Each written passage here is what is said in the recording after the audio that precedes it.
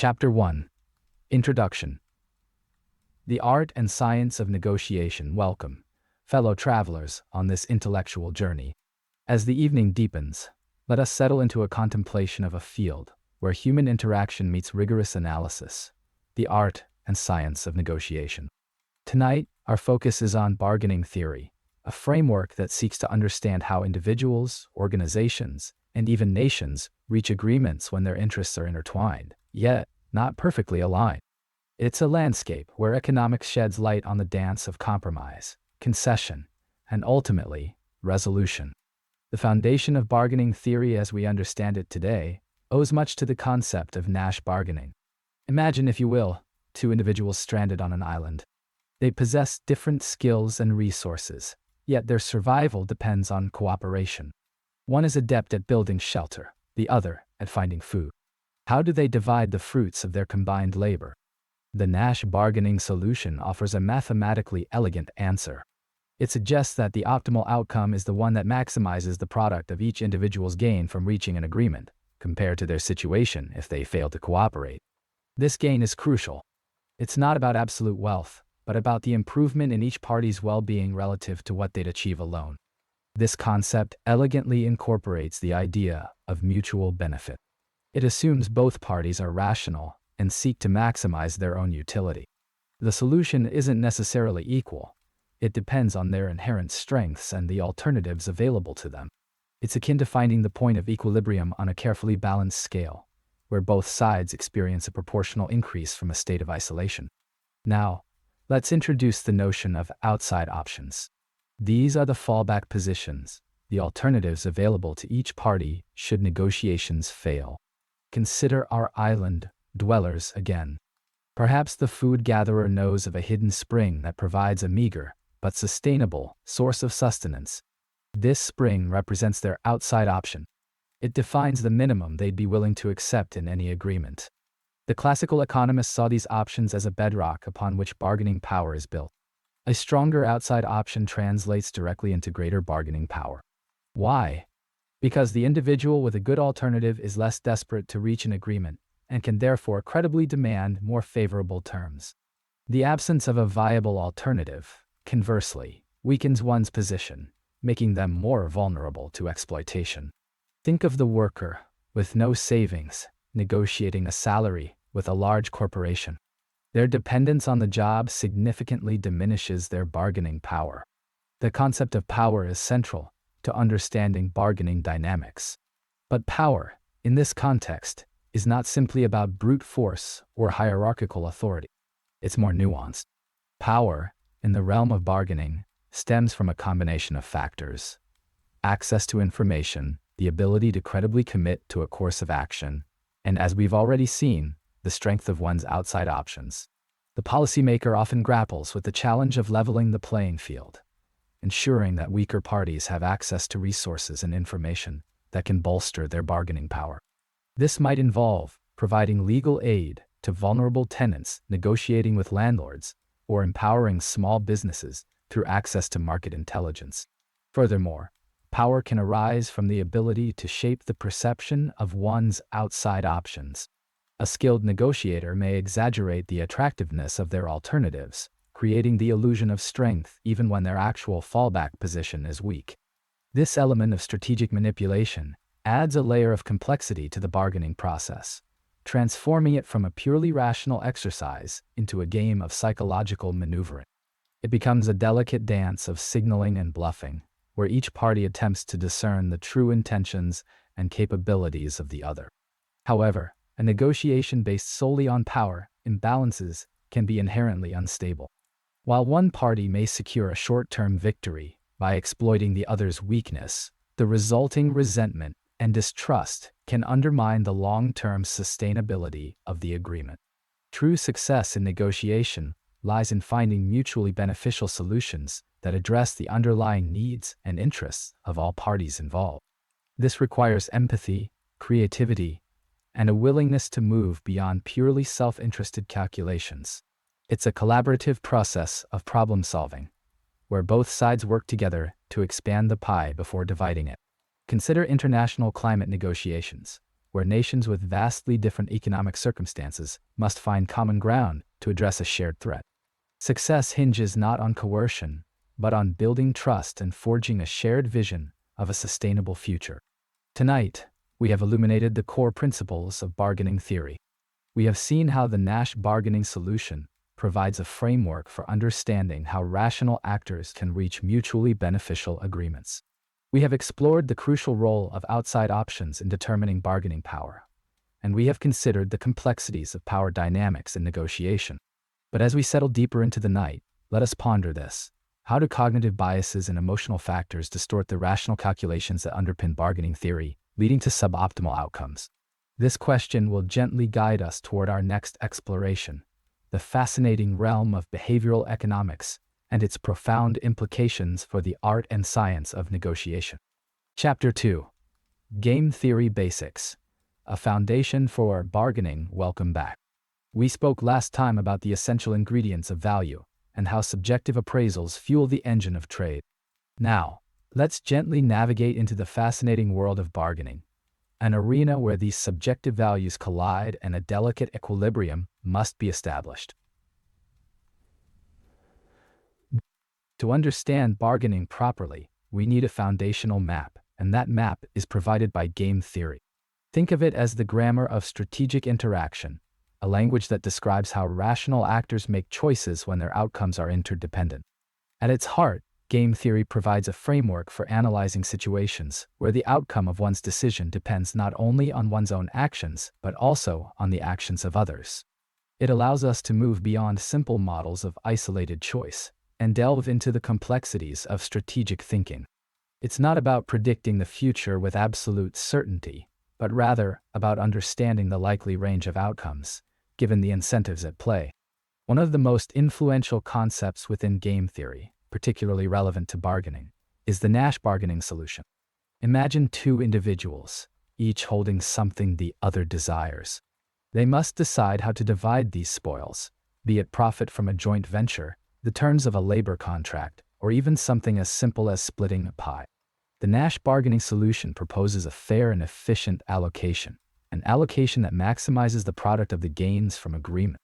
This is a rather elegant concept. The classical economist might suggest that a solution is only reached when each party walks away feeling they have made a fair exchange. In other words, the relative gains from striking a deal should be proportional to their bargaining power. Now, let's introduce a crucial element: outside options. These represent what each party can obtain if they walk away from the bargaining table entirely. Think of it as the fallback position, the safety net that provides leverage. The stronger one's outside option, the more bargaining power they wield. If I have a readily available alternative buyer for my goods, I'm less likely to accept a low offer from the current negotiator. These options act as a constraint, a minimum threshold below which an agreement becomes unacceptable.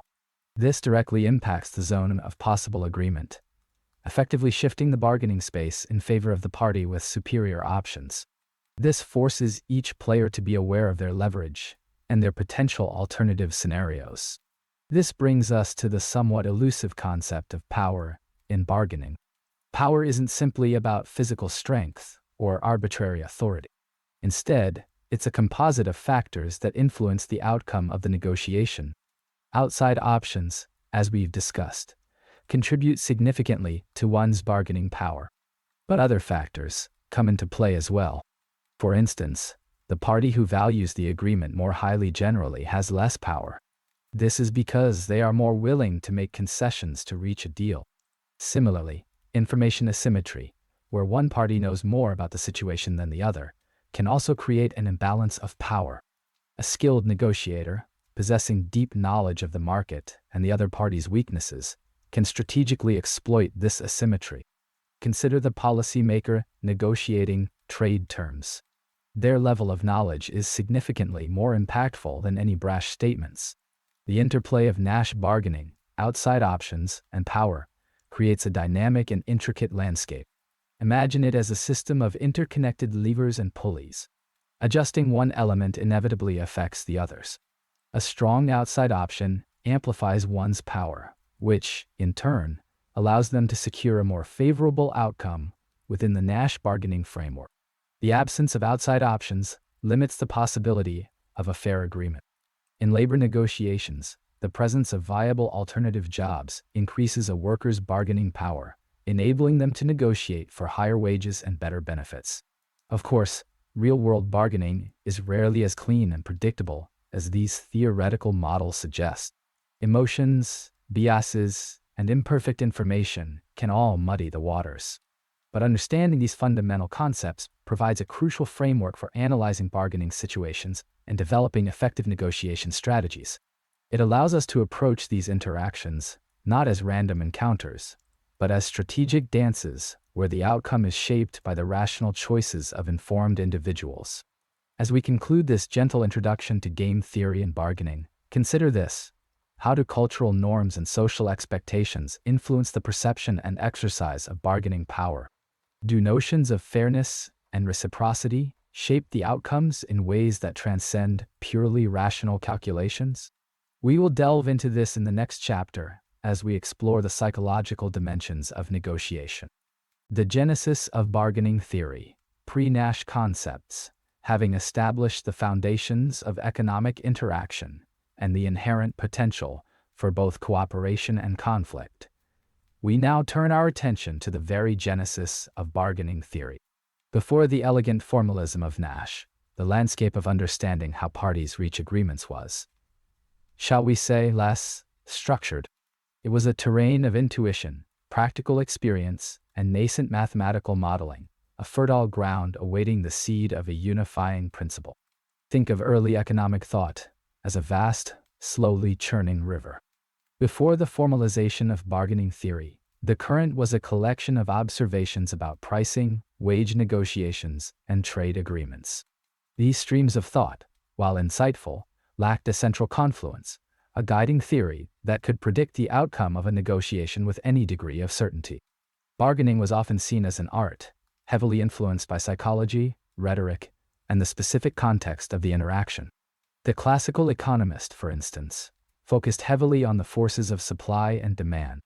In his view, the bargain was largely dictated by these impersonal market forces. Wages, for example, were determined by the supply of labor and the demand for it. Any individual negotiation was merely a reflection, a local eddy, in this much larger economic tide. Power, in this perspective, rested primarily with those who controlled scarce resources or possessed significant market influence. However, this purely market-driven approach often fell short in explaining real-world bargaining scenarios. Consider a scenario where two parties possess unique assets, neither of which is easily replaceable. A buyer wishes to acquire a rare artifact from a single seller. The market provides little guidance on the correct price. The outcome of the bargain will be determined by something beyond simple supply and demand. Such situations prompted early thinkers to consider the role of threat and credibility. The policymaker, grappling with labor disputes or international trade negotiations, realized that the ability to credibly threaten a less desirable outcome, a strike, a trade embargo, conferred significant bargaining power. But how to quantify that power? How to predict when a threat would be effective and when it would backfire? Early attempts at mathematical modeling focused on identifying the bargaining range, the set of possible outcomes that both parties would prefer to no agreement at all. This range, bounded by each party's reservation value, represented the space for potential agreement. But within that range, where would the final outcome lie? This remained a largely unanswered question. The pre-Nash era was characterized by descriptions of the limits of agreement, not precise predictions of the agreement itself. Another crucial, pre-Nash concept was the role of information. It was recognized that asymmetric information, where one party knows more than the other, could significantly impact the bargaining outcome. A buyer who is unaware of the true value of an item might overpay, while a seller concealing a defect might be able to extract a higher price. Understanding and managing this information, asymmetry, became a critical aspect of successful bargaining. The pre-Nash era was a period of careful observation, intuitive reasoning, and the first tentative steps towards formal modeling. The economists of this era understood the complexities of bargaining, even if they lacked the tools to fully tame them. They identified key factors such as threat credibility, reservation values, and the impact of information. Their insights laid the groundwork for the subsequent development of Nash bargaining theory, a theory that would provide a more rigorous and predictive framework for understanding how agreements are reached. So, as we prepare to move towards Nash and his breakthrough, we are left with a lingering question. What if Nash had never conceived of his solution? What other paths might the field of bargaining theory have taken? Chapter 4. John Nash and the Cooperative Bargaining Solution. Last time, we explored the foundational concept of game theory, how strategic interaction shapes outcomes. Tonight, we delve into a specific application of that theory, one that speaks to the very heart of human negotiation, bargaining. And to guide us through this often turbulent landscape, we have the work of John Nash, whose contributions illuminate the path to cooperative solutions. The question at the core of bargaining theory is deceptively simple. How do two or more parties, each with their own interests and desires, reach an agreement when those interests initially conflict? Imagine, if you will, a tapestry woven with threads of aspiration and constraint. Each party holds a set of threads, and the challenge lies in weaving them together into a unified, mutually acceptable design. This, in essence, is the problem of bargaining. Nash's approach, known as the Nash bargaining solution, offers a compelling framework for understanding this process. Unlike some other models that focus on the dynamics of the negotiation itself, the bluffs, the threats, the incremental concessions, Nash focused on the fundamental properties that a fair and efficient solution should possess. He posited that a rational bargaining outcome should satisfy certain axioms, guiding us towards a desirable state of equilibrium. One such axiom is Pareto efficiency. This principle dictates that the final agreement should leave no room for improvement, where both parties can be made better off without harming the other. Think of it as finding the point on the possibility frontier, the boundary representing all feasible outcomes, where no further gains are possible without one party sacrificing something. To settle for anything less is to leave value on the table, a clear sign of inefficiency. Another crucial axiom is symmetry.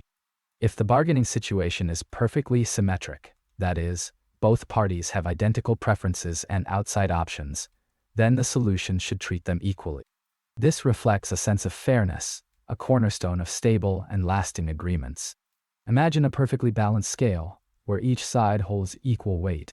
But what happens when the scales aren't balanced? What happens when one party has a more attractive alternative to reaching an agreement? This is where the concept of outside options comes into play. An outside option represents what a party can achieve independently of the negotiation.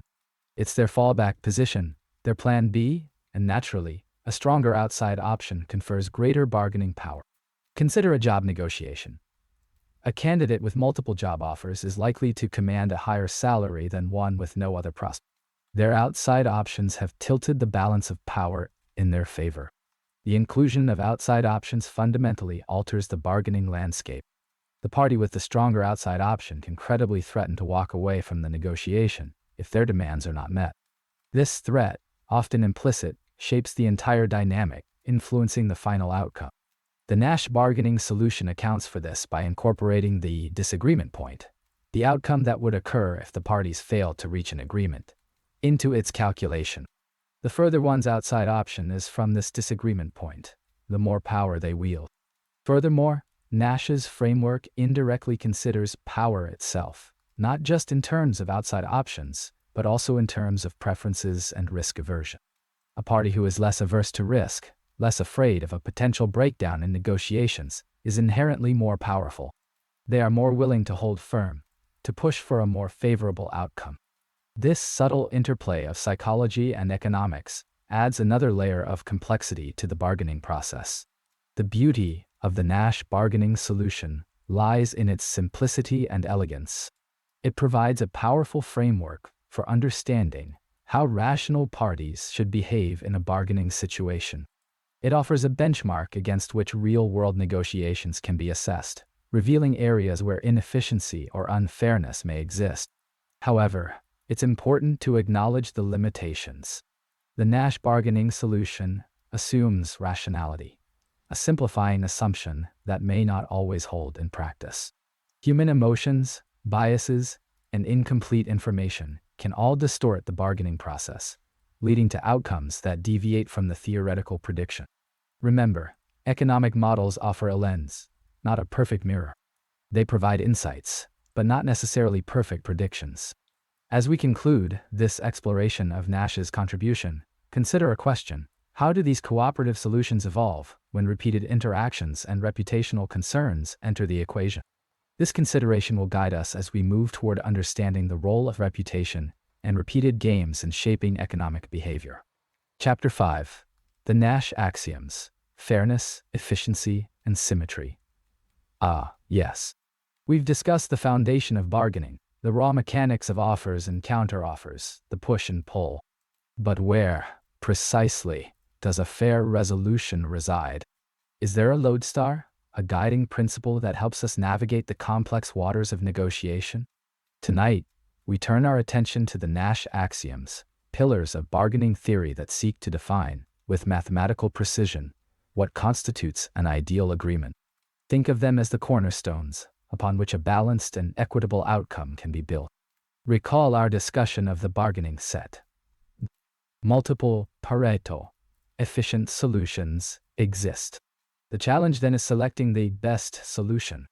The Nash solution, derived from a set of compelling axioms, provides a principled way to achieve this. It's a system designed not merely for agreement, but for agreements that are, in some sense, optimal. First, let's consider the axiom of Pareto efficiency. This, as we've already touched upon, is fundamental. It states that the bargaining solution must lie on the Pareto frontier. In essence, this means that we cannot improve one party's situation without simultaneously worsening the others. Any agreement that leaves resources on the table, opportunities untapped, is inherently wasteful and thus suboptimal. It is a state of full resource utilization. Pareto efficiency, therefore, acts as a baseline requirement, a necessary but not sufficient condition for a good bargain. Now, imagine two children sharing a piece of candy. An efficient solution ensures that the entire candy is consumed. But that doesn't tell us how it should be divided. Next, we encounter the axiom of symmetry. This axiom is perhaps the most intuitive. It proposes that if both bargainers have identical preferences and outside options, then the solution should treat them equally. This isn't about imposing a particular notion of equality in every circumstance, but rather, suggesting that inherent advantages or disadvantages shouldn't sway the outcome when the underlying positions are equivalent. It's about stripping away the superficial and focusing on the core characteristics of the bargaining problem. Think of it as a scales of justice. If the two sides are perfectly balanced, the outcome should reflect that equilibrium. If the only difference between the two parties is their name, then the bargaining solution should be impartial. The classical economist might argue about deviations from this symmetry in the real world. But the axiom provides an anchor, a theoretical benchmark, to which we can compare actual outcomes.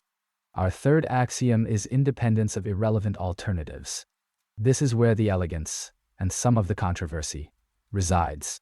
Aya suggests that if we remove options from the feasible set that neither bargainer would have chosen in the first place, the solution should remain the same. This implies a certain consistency in preferences.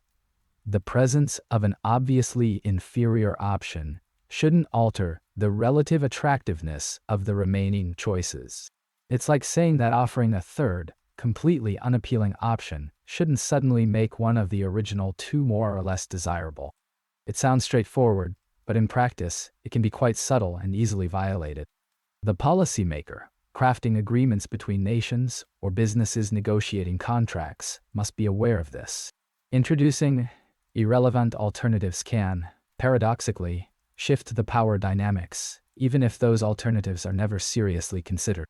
Finally, we arrive at the axiom of independence of linear transformations.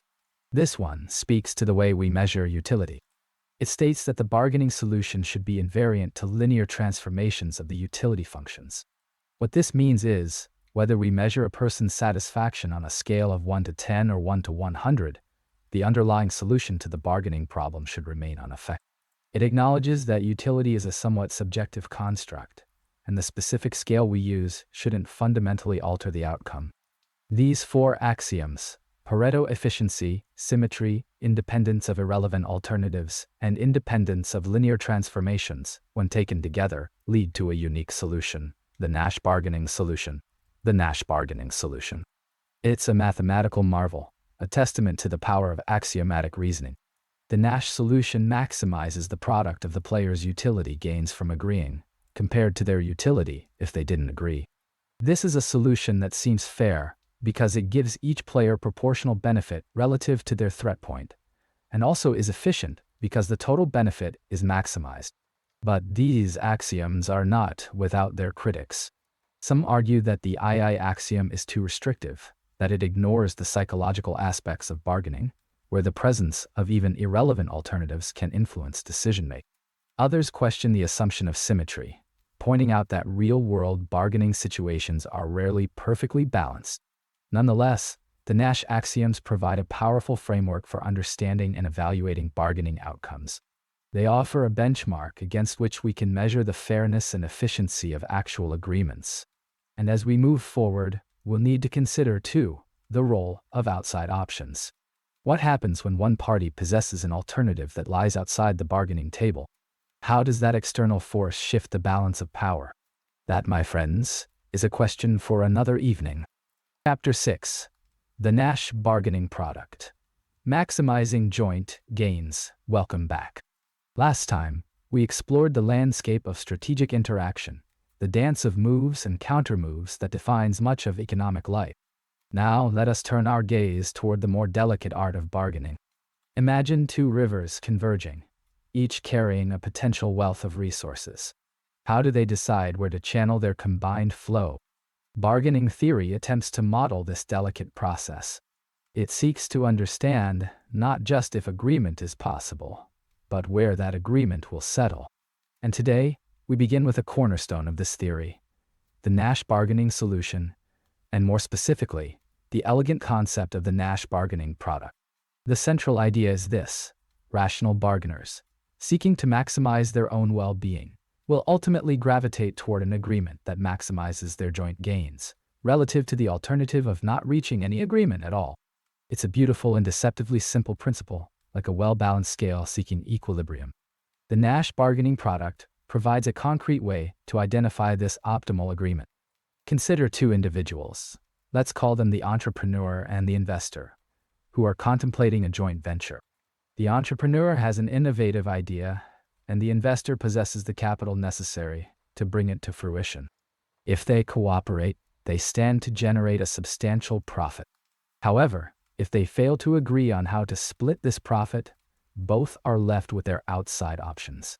The entrepreneur might pursue a less lucrative independent project. The investor might invest elsewhere, perhaps at a lower return. These outside options represent the stakes they can claim even without reaching a mutual agreement. They are, in essence, their fallback positions. The Nash bargaining product is calculated by taking the product of each party's gains from reaching an agreement, where those gains are measured relative to their respective outside options. Mathematically, it's a simple formula, multiplied by Nash. The bargaining outcome that maximizes this product is the Nash bargaining solution. Think of it as maximizing the area of a rectangle.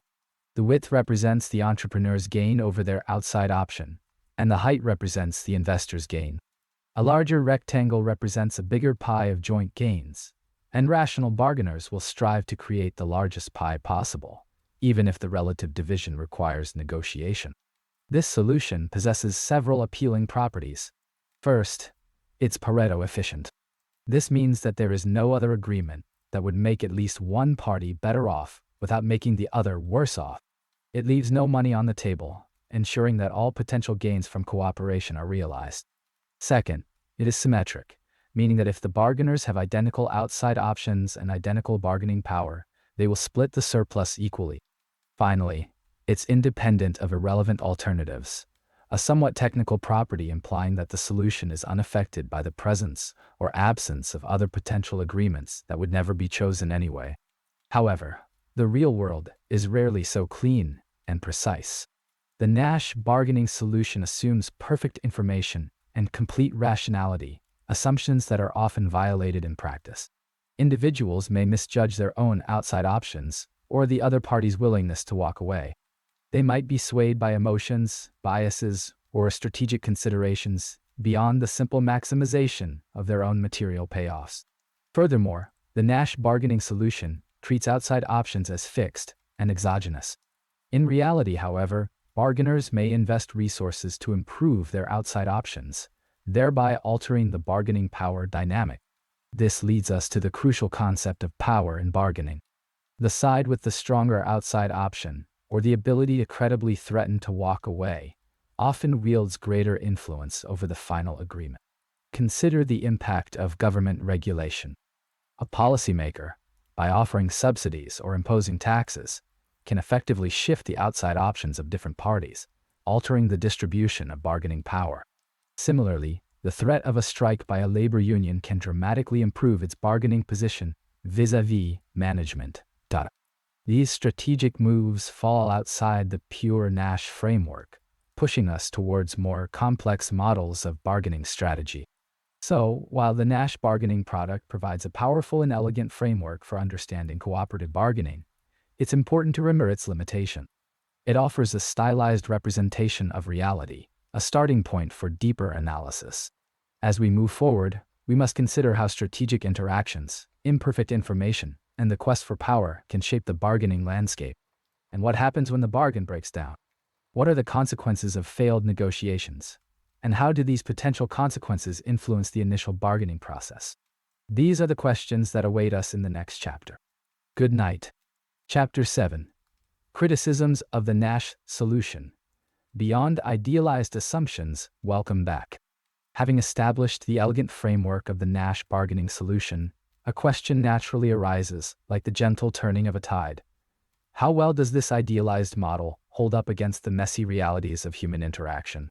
We must, with thoughtful consideration, examine the criticisms leveled against it, the points where its smooth surface is disrupted by the grit of real-world complexities.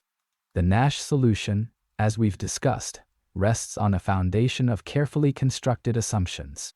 It presupposes rational actors, possessing complete information, capable of flawless utility calculations, and committed to maximizing joint surplus. Furthermore, it assumes symmetric bargaining power unless explicitly modeled through threat points or differing risk aversion. It is, in essence, a portrait painted in the pristine light of idealized conditions. The real world, however, is a landscape sculpted by shadow and nuance. One significant line of critique centers on the assumption of perfect rationality. Behavioral economics has revealed countless instances where individuals deviate from the predicted path of rational self-interest. Emotions, cognitive biases, framing effects, and simple mistakes all conspire to muddy the waters of clear, strategic thinking. A negotiator, influenced by anger or fear, may reject an offer that, according to the Nash solution, would have been mutually beneficial. A prospect perceived as a loss, even if objectively equivalent to a gain, can trigger irrational aversion. These imperfections, like subtle eddies in a stream, can dramatically alter the final outcome. Consider, for instance, the plight of laborers negotiating wages with a large corporation. While the Nash solution might predict an outcome based on relative threat points and outside options, the reality is often shaped by the power of narrative. The corporation can craft a persuasive story about market conditions, about the precariousness of its position, effectively influencing the perceived reservation utility of the workers. The workers, even armed with the knowledge of potential alternative employment, may be swayed by collective anxieties and a fear of rocking the boat. Another point of contention lies in the assumption of complete information. In many bargaining situations, parties operate with incomplete or asymmetric information. One side might possess crucial knowledge about costs, market conditions, or future prospects that the other lacks. This informational advantage, like a hidden lever, can be exploited to extract a more favorable outcome. The Nash solution, in its elegant simplicity, struggles to accommodate these information asymmetries. The policymaker tasked with mediating a trade dispute between nations, for example, understands that both sides may selectively reveal information to bolster their position, rendering any precise application of the Nash solution a treacherous undertaking. The concept of interpersonal utility comparisons, implicit in the Nash axioms, also raises questions. How can we meaningfully compare the satisfaction derived by one person from a particular outcome to the satisfaction derived by another? While the Nash solution cleverly avoids explicit cardinal comparisons, it still relies on the notion that bargainers can assess the relative value of different outcomes to each other. This assumption is particularly problematic when dealing with vastly different social or cultural contexts. Is a dollar worth the same to a wealthy entrepreneur as it is to a subsistence farmer? The answer, almost certainly, is no. The classical economist, aware of this limitation, often approaches the Nash solution as a useful approximation, a first step in a more nuanced analysis. Furthermore, the Nash solution assumes that all players are seeking to maximize joint surplus. But what if one player harbors malevolent intentions? What if their goal is not to reach an efficient agreement, but rather to inflict harm on the other party? Such behavior, while seemingly irrational, can be observed in certain situations, particularly in political or ideological conflicts. The pursuit of spiteful utility, the satisfaction derived from the other party's loss, undermines the very foundation of the Nash solution. Finally, the assumption of a fixed pie, where the total surplus is predetermined, is often unrealistic. In many bargaining scenarios, the process of negotiation itself can affect the size of the pie. Creative solutions, collaborative efforts, and innovative deals can expand the opportunities available to both parties. The Nash solution, in its static framework, does not fully capture these dynamic possibilities. Thinking outside the box, fostering trust, and building relationships can often lead to outcomes that surpass the predictions of the model. So, as we gently pull away from the idealized landscape of the Nash bargaining solution, we are left with a deeper appreciation for the complexities of human interaction. The model, while elegant and insightful, is ultimately a simplification, a tool for understanding, but not a perfect predictor of behavior. It is a map, not the territory itself. As we consider the role of game theory in more complex situations, we must ask ourselves, how can we extend and refine these models to incorporate the messiness of reality, the imperfections of human nature, and the dynamic forces that shape bargaining outcomes? Alternative bargaining solutions. Smorodinsky, egalitarian, having explored the elegance and implications of the Nash bargaining solution, we now turn our attention to alternative frameworks, each offering a different lens through which to view the distribution of surplus in cooperative endeavors. These solutions, while sharing the fundamental premise of rational actors seeking mutual benefit, diverge in their axioms and, consequently, their outcomes. Tonight, we'll consider two prominent contenders, the Smorodinsky solution and the egalitarian solution. Think of these not as replacements for Nash's brilliant construction, but rather as variations on a theme, each sensitive to particular nuances of the bargaining landscape. The Smorodinsky solution, unlike the Nash solution's focus on maximizing the product of utilities, centers on the concept of proportional fairness. Imagine two individuals contemplating a mutually beneficial trade.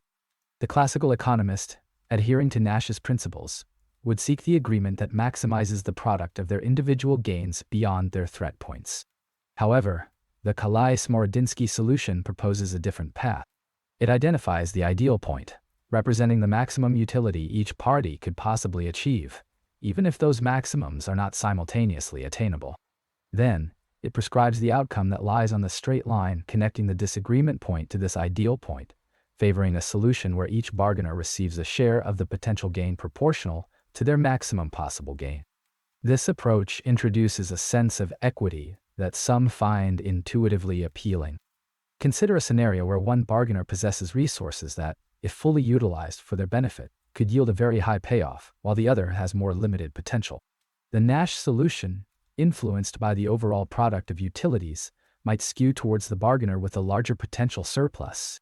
The Smorodinsky solution, however, would temper this effect, striving for a more balanced allocation, where each party receives a fair percentage of what they could have achieved, even if that percentage translates to a smaller absolute gain for the less capable bargainer. Of course, this emphasis on proportional fairness also has its critics. Some argue that it may not be Pareto optimal, meaning that there might exist other allocations where at least one party is better off without making the other worse off. It could also be viewed as excessively sensitive to the scaling of utilities, potentially leading to different outcomes, depending on how the utility functions are represented, even if the underlying preferences remain the same. Despite these concerns, the Kalai-Smorodinsky solution offers a valuable alternative perspective, particularly in situations where considerations of fairness and proportionality are paramount. Now, let's turn to the egalitarian solution. This approach, perhaps the most straightforward of all, dictates that the surplus should be divided equally between the bargainers. The policymaker, faced with the task of allocating resources between competing interests, might find this solution particularly attractive for its simplicity and apparent impartiality. The egalitarian solution proposes that each party should receive the same level of utility gain above their disagreement point. This implies a symmetrical distribution of the benefits arising from cooperation. While seemingly intuitive, the egalitarian solution also rests on a specific set of assumptions. It assumes that both bargainers have equal bargaining power, or at least, that no factors justify giving one bargainer a larger share of the surplus. This assumption may not always hold in reality. One party might possess superior information, a stronger outside option, or simply greater skill in negotiation, all of which could legitimately influence the outcome. Moreover, the egalitarian solution, in its pure form, doesn't account for differences in the intensity of preferences. One bargainer might value the potential surplus far more than the other, yet the egalitarian solution treats them equally.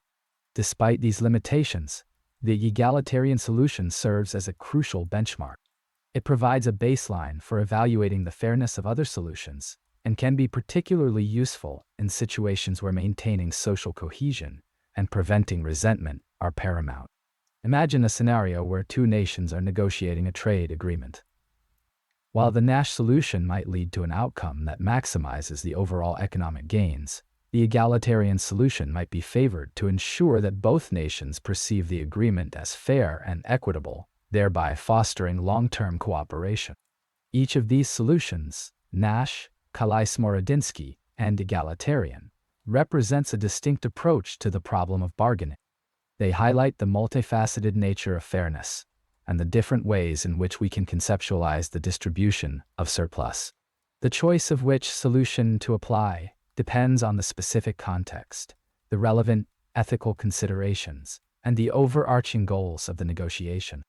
As we delve deeper into the intricacies of bargaining theory, we begin to appreciate that the seemingly simple act of dividing a pie can be a complex exercise in strategy, ethics, and ultimately, the art of cooperation. Our exploration, however, has focused primarily on the division of a single good or value. What happens when the negotiations revolve around multiple issues, requiring a more complex interaction of preferences and strategies? This is the question that beckons us towards our next investigation. The threat point. Defining the status quo. Yes. We concluded our previous discussion by acknowledging the inherent dance of negotiation in economic interactions. Now, let us turn our gaze towards a critical juncture in that dance, the threat point. Understanding this seemingly simple concept unlocks a deeper understanding of bargaining power and the eventual distribution of resources. The threat point, at its core, represents the status quo. It's the outcome each party can expect if negotiations fail entirely. Think of it as the economic equivalent of drawing a line in the sand, a line beyond which neither participant is willing to yield. The precise location of this line, however, is far from static. It's influenced by outside options and the relative power dynamics at play. Consider, for a moment, two individuals attempting to divide a fixed sum, say 100 units of value. Nash bargaining theory, in its idealized form, suggests that a rational and cooperative solution will split this sum in such a way as to maximize the product of their individual gains relative to their threat points. That is, The optimal agreement maximizes the surplus each party achieves above what they would get if no agreement is reached. But what determines this threat point? It is not merely a preordained figure. Instead, it hinges crucially on what economists term outside options. Your outside option represents the best alternative available to you should negotiations crumble. If you are a worker negotiating wages, your outside option might be the prospect of securing a different job. If you are a seller bargaining over the price of a good, your outside option could be selling it to another buyer, albeit perhaps at a less favorable price. The more attractive your outside option, the higher your threat point becomes. This is because you are less reliant on reaching an agreement with the current party. A strong outside option essentially provides you with leverage, pushing the boundaries of the bargaining zone in your favor. Imagine a tightrope walker with a secure safety net. Their movements become bolder, their risks more calculated. Conversely, a weak outside option weakens your position. If you have no viable alternatives, you are far more vulnerable to exploitation. The negotiation effectively becomes an exercise in damage control, aiming to minimize losses rather than maximize gains. The worker facing widespread unemployment might accept lower wages than they otherwise would, simply because the alternative, unemployment, is even less appealing. Now, let us consider the intricate interplay of power. Economic power, in this context, is not simply about brute force or domination. Instead, it encompasses a constellation of factors that influence a party's ability to secure a favorable outcome in negotiations. It includes access to information, control over resources, and even the ability to credibly commit to a particular course of action. One can view power as the ability to shift the perceived and actual threat points. For instance, the policymaker introducing a new tax law possesses significant power. The individuals and businesses subject to the tax have limited outside options. They cannot simply opt out of the economic system. This inherent power allows the policymaker to set terms that might be far less favorable to those being taxed than would be the case in a more balanced negotiation. Consider the implications for international trade. A small nation, dependent on a single export market, wields far less bargaining power in trade negotiations than a large diversified economy. Its threat point is significantly lower, as it lacks alternative markets for its goods. This vulnerability allows the larger economy to dictate terms that may be highly advantageous to itself.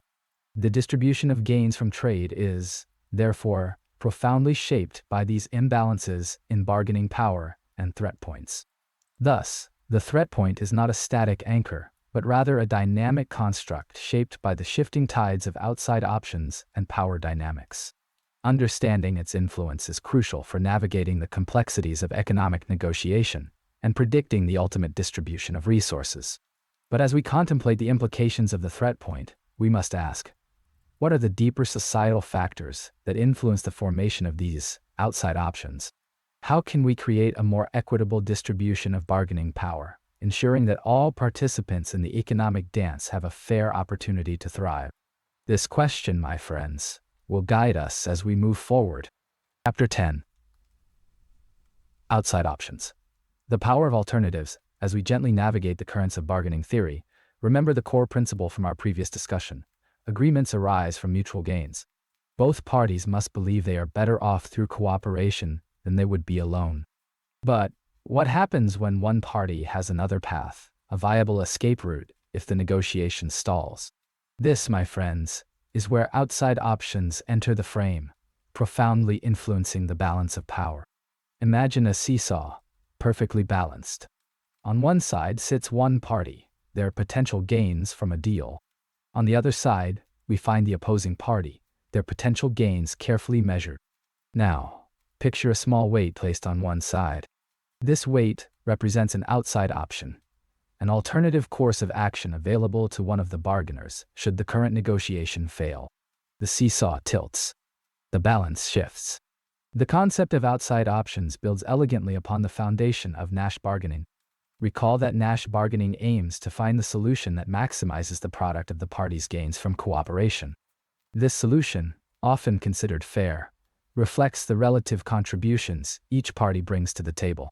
However, this elegant model assumes that both parties face a binary choice: agreement or nothing. Reality, as it often does, presents a more nuanced landscape.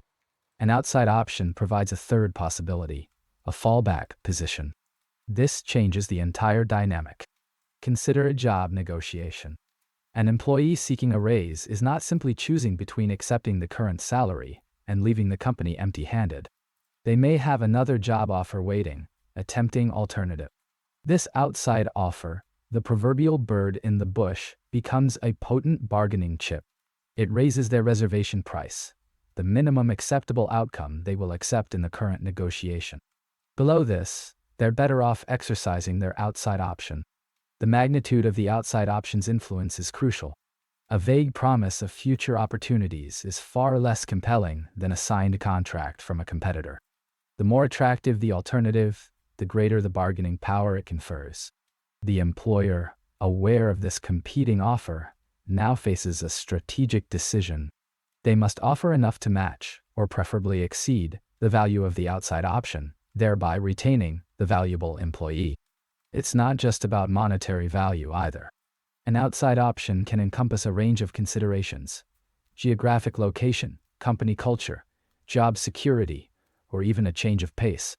All these aspects contribute to the overall assessment of the alternative, coloring the perceived value and shaping the negotiation strategy. From a societal perspective, the existence of outside options promotes efficiency. If one party is consistently undervalued in a negotiation, the presence of viable alternatives encourages them to seek better opportunities elsewhere. This competitive pressure, in turn, incentivizes organizations to treat their constituents, employees, customers, suppliers, fairly. The free flow of resources towards their most productive uses becomes streamlined, guided by the gentle hand of opportunity. However, we must acknowledge the limitations. Access to outside options is not universally distributed. Some individuals or groups, due to systemic barriers or lack of resources, may face limited alternatives. This asymmetry in bargaining power can perpetuate inequalities and hinder economic progress. The policymaker, therefore, must strive to create a level playing field, ensuring that everyone has access to meaningful outside options, thereby fostering a more equitable society. Consider, for example, the role of unemployment benefits. These benefits, though often modest, provide a crucial safety net for workers who lose their jobs. They act as an outside option, empowering individuals to resist exploitative employment practices and seek better opportunities. This, in turn, promotes higher labor standards and protects worker rights. As we close this chapter, contemplate the broader implications of outside options. They are not merely individual strategies, but fundamental drivers of economic behavior. They shape market dynamics, influence resource allocation, and ultimately contribute to the overall well-being of society. But how does the perception of outside options, as distinct from their objective reality, further influence the dance of negotiation? This, perhaps, is a question for our next meeting, as we delve further into the subtle art of strategic advantage. Chapter 11. Modeling outside options in bargaining games. We've previously explored the foundations of bargaining, observing how rational actors strive to maximize their outcomes through strategic interaction. Now, let us gently steer our focus towards a crucial element that significantly shapes bargaining power: outside options. Imagine them as alternative channels in a river, paths a negotiator can take if the current negotiation proves unfruitful. Their presence inherently alters the landscape of the bargaining game. The Nash bargaining solution, in its original formulation, assumes a fixed surplus to be divided. However, real-world negotiations seldom occur in such a vacuum. Parties often possess alternatives, fallback positions they can retreat to if an agreement isn't reached. These outside options, these best alternatives to a negotiated agreement, or BATNAs as they are sometimes called, profoundly influence the bargaining process. They define a negotiator's reservation utility, the minimum acceptable outcome that makes staying in negotiation worthwhile. Consider two individuals, let's call them alpha and beta, attempting to divide a pie. In the classical Nash bargaining framework, they'd rationally seek a division that maximizes the product of their surplus utility over their disagreement point. But now, suppose alpha has a viable alternative. They can independently bake a smaller cake yielding a certain level of satisfaction. This smaller cake represents alpha's outside option. The presence of this alternative fundamentally shifts the bargaining dynamic. Beta must now offer alpha at least the equivalent satisfaction of the smaller cake to keep alpha engaged in the negotiation. If beta fails to do so, alpha will simply abandon the pie splitting and bake their own cake. This introduces the concept of a threat point, a minimum payoff constraint imposed by the outside option. The attainable set of outcomes, those divisions of the pie that are both feasible and individually rational given the outside options, become smaller. The Nash bargaining solution must now respect this constraint. The final outcome will necessarily provide each party with at least the utility they could obtain outside of the bargaining table. Let us examine the implications for bargaining power. A strong outside option empowers a negotiator.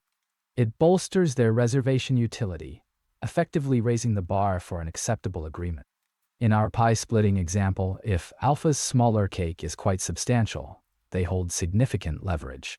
Beta is compelled to offer a more generous slice of the pie to prevent alpha from opting out. Conversely, a weak or non-existent outside option weakens a negotiator's position, making them more vulnerable to exploitation. The balance of power, therefore, is intimately tied to the relative strength and availability of these outside alternatives. The effects ripple further. Consider the situation of the policymaker negotiating a trade agreement. If the policymaker has multiple potential trade partners, each offering similar benefits, their bargaining power is enhanced. They can credibly threaten to walk away from the table and pursue an agreement with another partner. However, if only one potential partner exists and the agreement is crucial, the policymaker's bargaining position is significantly diminished. The single partner wields considerable influence, knowing the policymaker has limited alternatives. The incorporation of outside options into bargaining models adds a layer of realism and complexity. It acknowledges that negotiations rarely occur in isolation. The presence of alternatives shapes reservation utilities, shifts bargaining power, and ultimately influences the final outcome. The elegant symmetry of the original Nash bargaining solution gives way to a more nuanced and context-dependent framework. And so, we've observed how these external forces influence the flow of negotiation. But what happens when the very process of bargaining changes the landscape? What if the act of negotiating itself alters the outside options available to each party? This lingering question, this subtle shift in perspective, guides us toward our next phase of exploration. Chapter 12. The Rubinstein Model. Alternating offers and time preferences. Welcome back, dear students. Last time, we explored the somewhat static world of Nash bargaining, a world where agreement seemed to spring forth fully formed, like Athena from Zeus's brow. But, as any seasoned negotiator knows, bargaining is rarely a single decisive moment. It is a process, a dance of offers and counteroffers, stretched across time. Tonight, we delve into a model that captures this dynamic essence. The Rubinstein bargaining model, a lens through which we examine how time preferences shape bargaining outcomes. Imagine two individuals, let's call them the proposer and the responder, attempting to divide a pie or some other mutually beneficial resource. Unlike the Nash bargaining scenario, where they simultaneously make demands, here, they alternate offers. The proposer suggests a division. The responder can accept, ending the game, or reject, becoming the proposer in the next round. Each rejection, however, carries a cost, a delay. This is where the concept of time preference enters the stage. Time preference, in its simplest form, is the degree to which we value receiving something now versus receiving it later. We are, almost universally, impatient creatures. A bird in the hand, as the saying goes, is worth two in the bush. Economists capture this impatience with a discount factor, typically represented by the Greek letter. A higher discount factor signifies less impatience. A value close to 1 means that the individual almost values future rewards as much as present ones. Conversely, a lower discount factor signals greater impatience.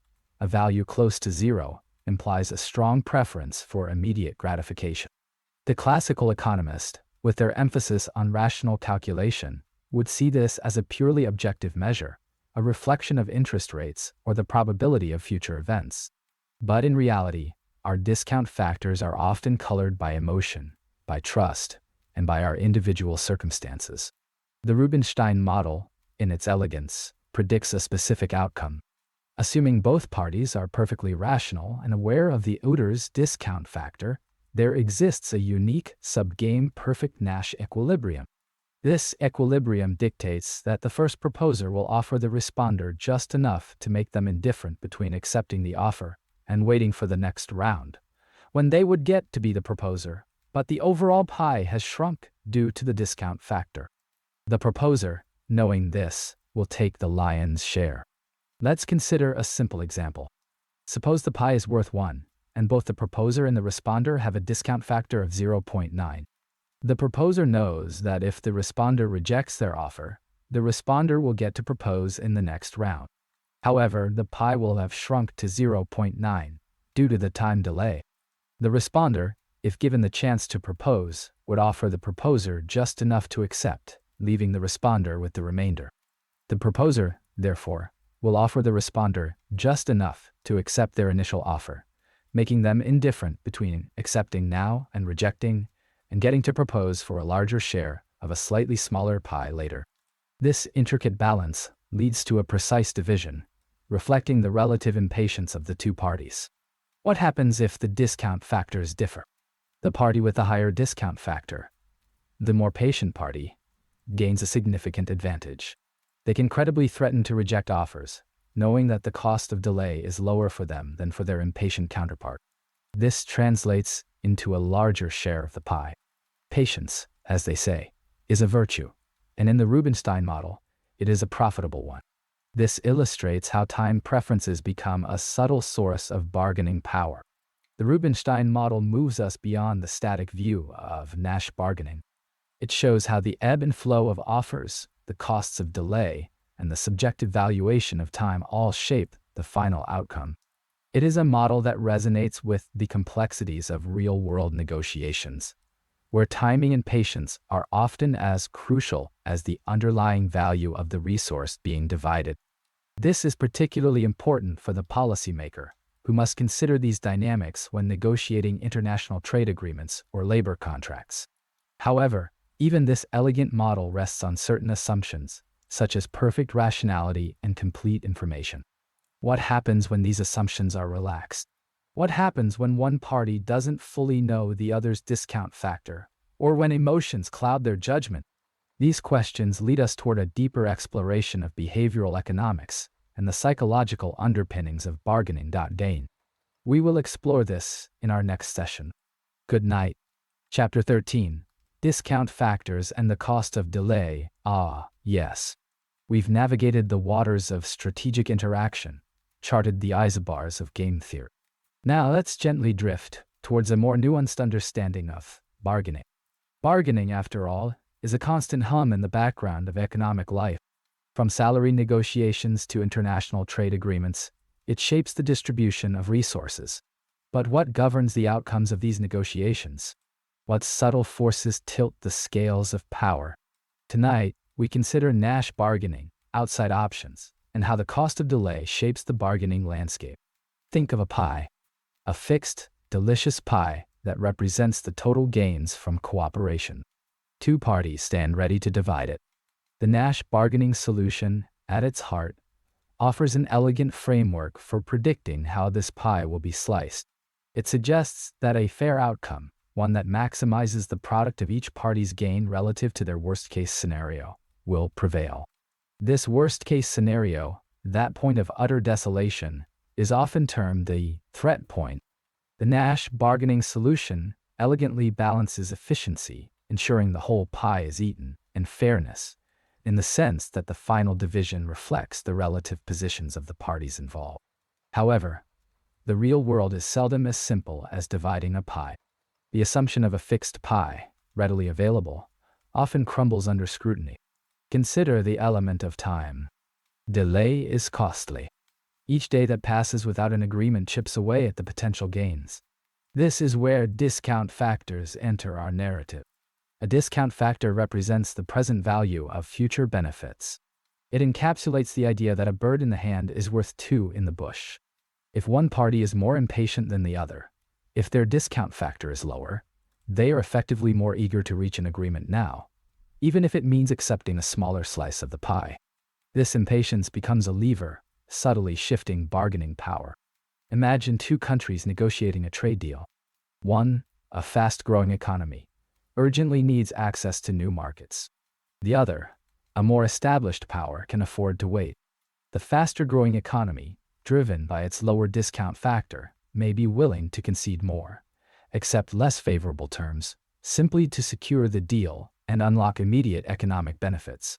The cost of delay, therefore, becomes a potent weapon in the bargaining arsenal. Now, let's introduce outside options. These are the alternatives available to each party if negotiations break down. Imagine that one of our pie dividers has a tempting backup plan, perhaps a smaller, but guaranteed, slice of a different pie. This outside option becomes a floor, a minimum acceptable outcome. If the Nash bargaining solution offers less than this outside option, the party will rationally walk away. Outside options fundamentally reshape the threat point, influencing the final distribution. A strong outside option enhances bargaining power, providing leverage to demand a larger share. The classical economist might argue that perfect information and rational actors guarantee an efficient outcome, regardless of outside options. But the real world is messy. Information is incomplete, rationality is bounded, and perceptions matter. The perceived value of an outside option, even if inaccurate, can significantly alter the dynamics of bargaining. The policymaker must consider not only the objective reality of alternatives, but also the subjective beliefs of the parties involved. Power, in this context, is not merely brute force. It is the confluence of factors, patience, as reflected in discount factors, and available alternatives, as represented by outside options, that shapes the bargaining landscape.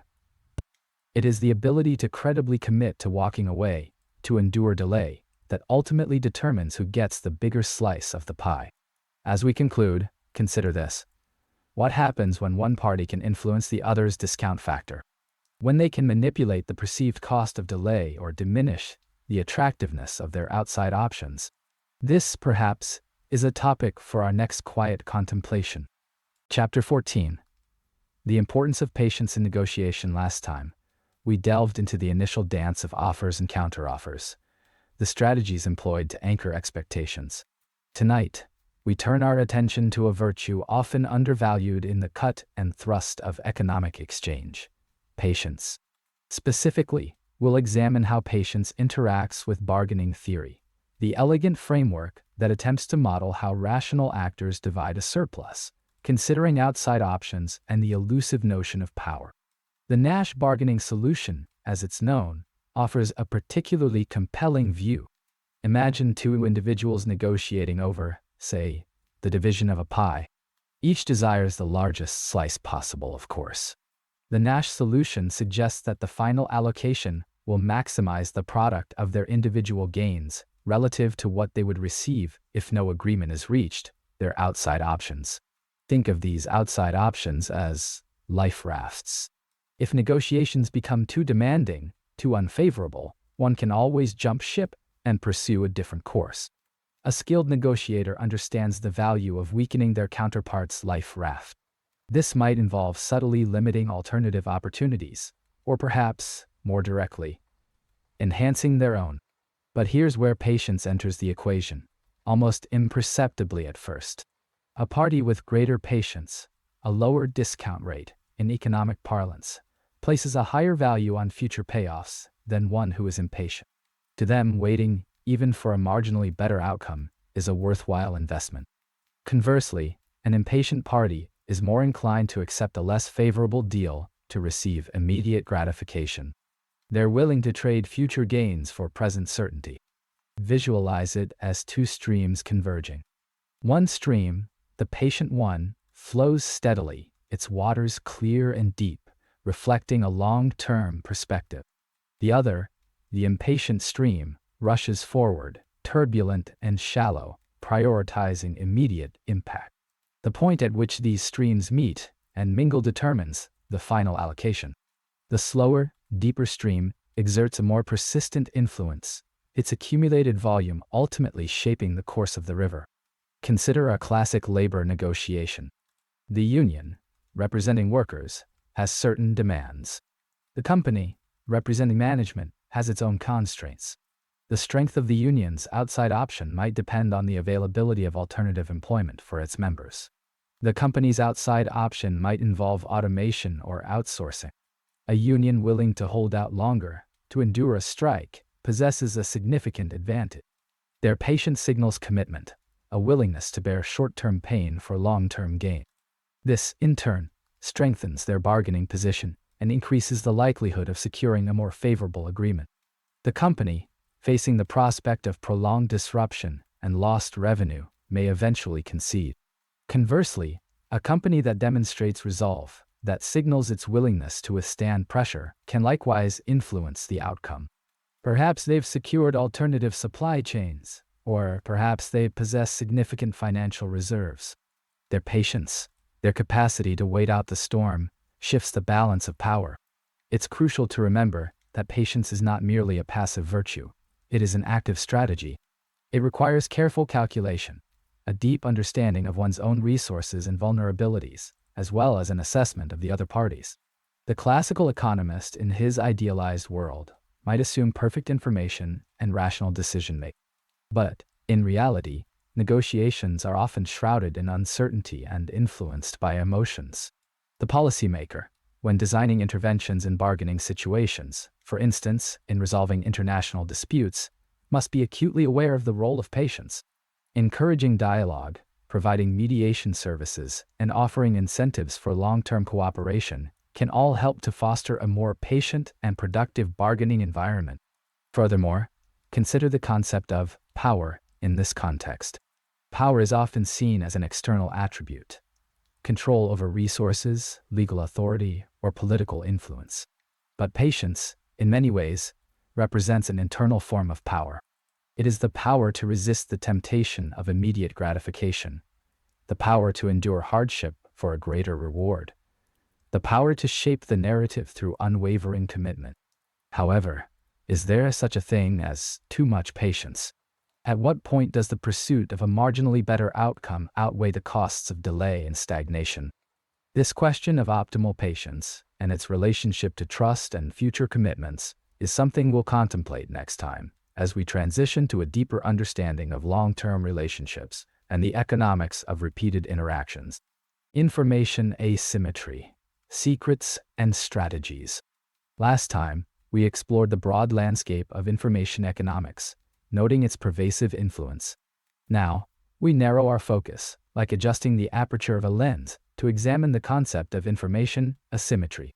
Today we delve into the intricate dance of bargaining theory, a realm where secrets and strategies intertwine, shaping the outcome of negotiations and reflecting the underlying distribution of power. Bargaining at its heart is a process of mutual concession, a delicate balancing act performed by parties with differing interests. To understand this dance, we turn to Nash bargaining, a framework conceived to predict the outcome of such negotiations. Imagine two individuals, each holding a piece of the puzzle, seeking to collaborate and create something of greater value together. The Nash bargaining solution suggests that the outcome of their negotiation will maximize the product of their individual gains from cooperation.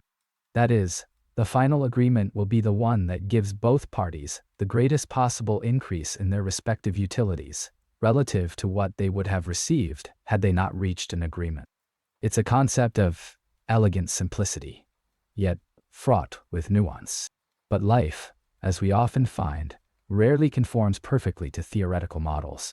One crucial element, often overlooked in simplistic models, is the presence of outside options. These are the alternatives available to each party should the negotiation fail. Think of a job negotiation. The prospective employee has the option of continuing their job search, while the employer can consider other candidates. These outside options fundamentally alter the bargaining power of each party. A strong outside option, a secure alternative, strengthens one's position at the negotiating table. It provides leverage, a credible threat of walking away if the terms are unfavorable. Imagine a river flowing between two banks. The Nash bargaining solution represents the point of equilibrium, where the water level is equalized for both sides, given equal leverage. But when one bank is higher, representing a stronger outside option, the water level on that side is naturally higher too, influencing the overall flow.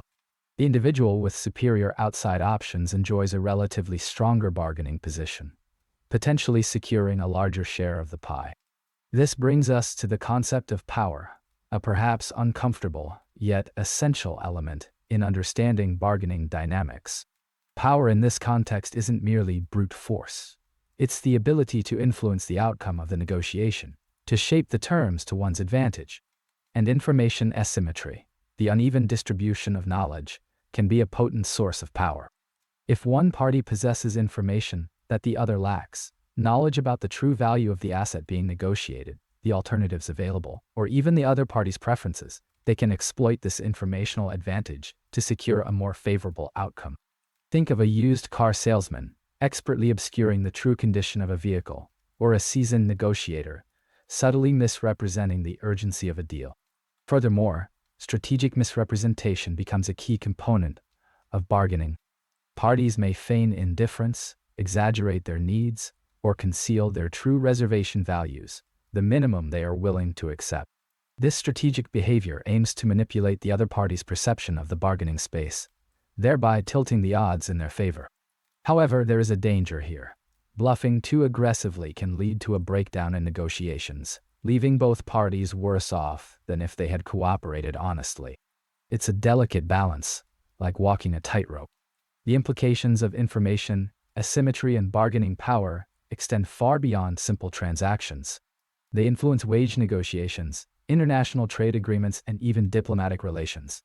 Understanding these dynamics allows us to see beneath the surface of agreements, to recognize the underlying forces that shape the outcomes.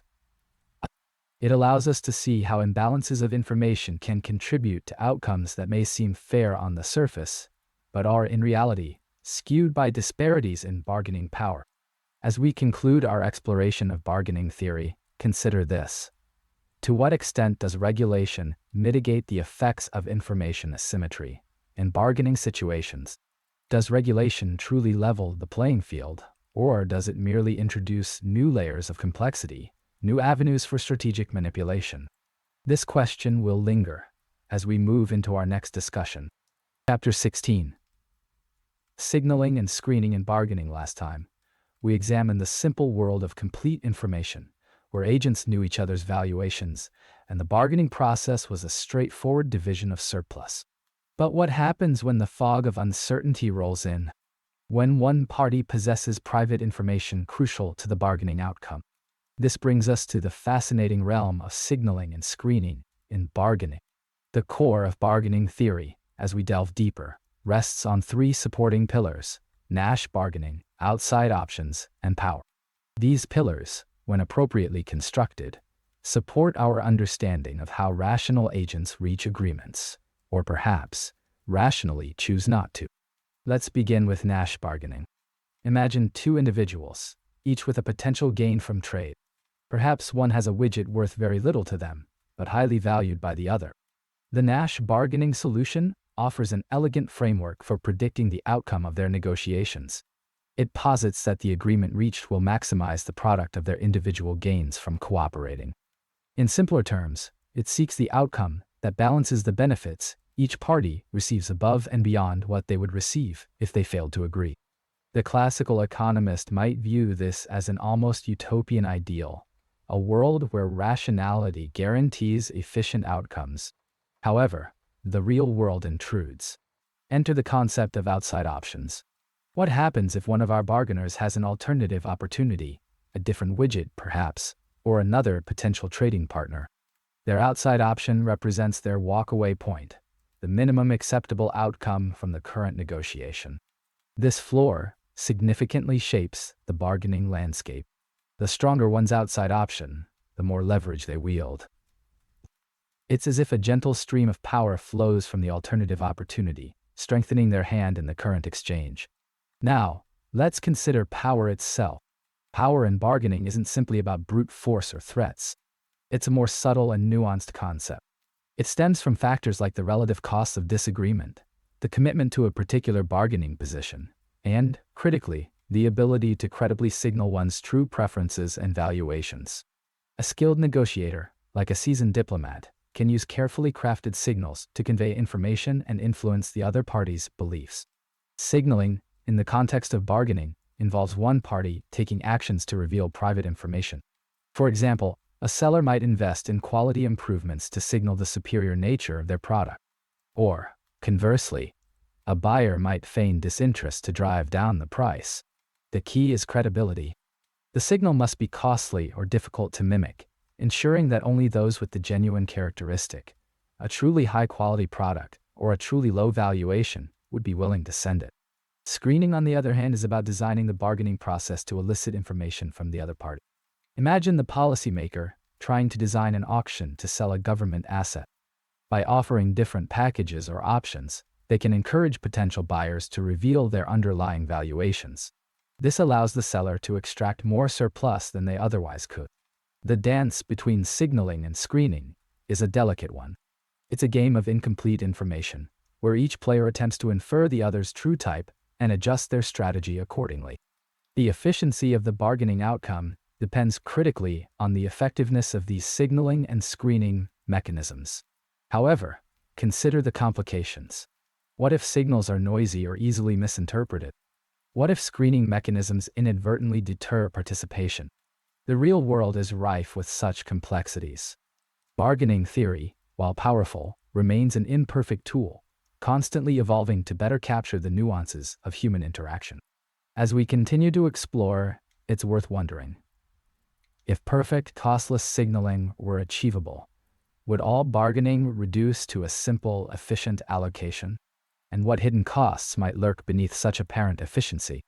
Chapter 17. Reputation and Trust. Building credibility in negotiations. Welcome back. We've considered the mechanics of negotiation, the dance of offers and counteroffers. Now, let's delve into the less tangible, yet equally crucial, elements that underpin successful bargaining: reputation and trust. These aren't merely nice-to-haves. They are fundamental pillars supporting the entire edifice of negotiation, influencing bargaining power in profound ways. Consider, for a moment, the Nash bargaining solution. It proposes an elegant division of surplus, a point where both parties are rationally satisfied. But what shapes that point of equilibrium? It isn't solely about cold, hard numbers.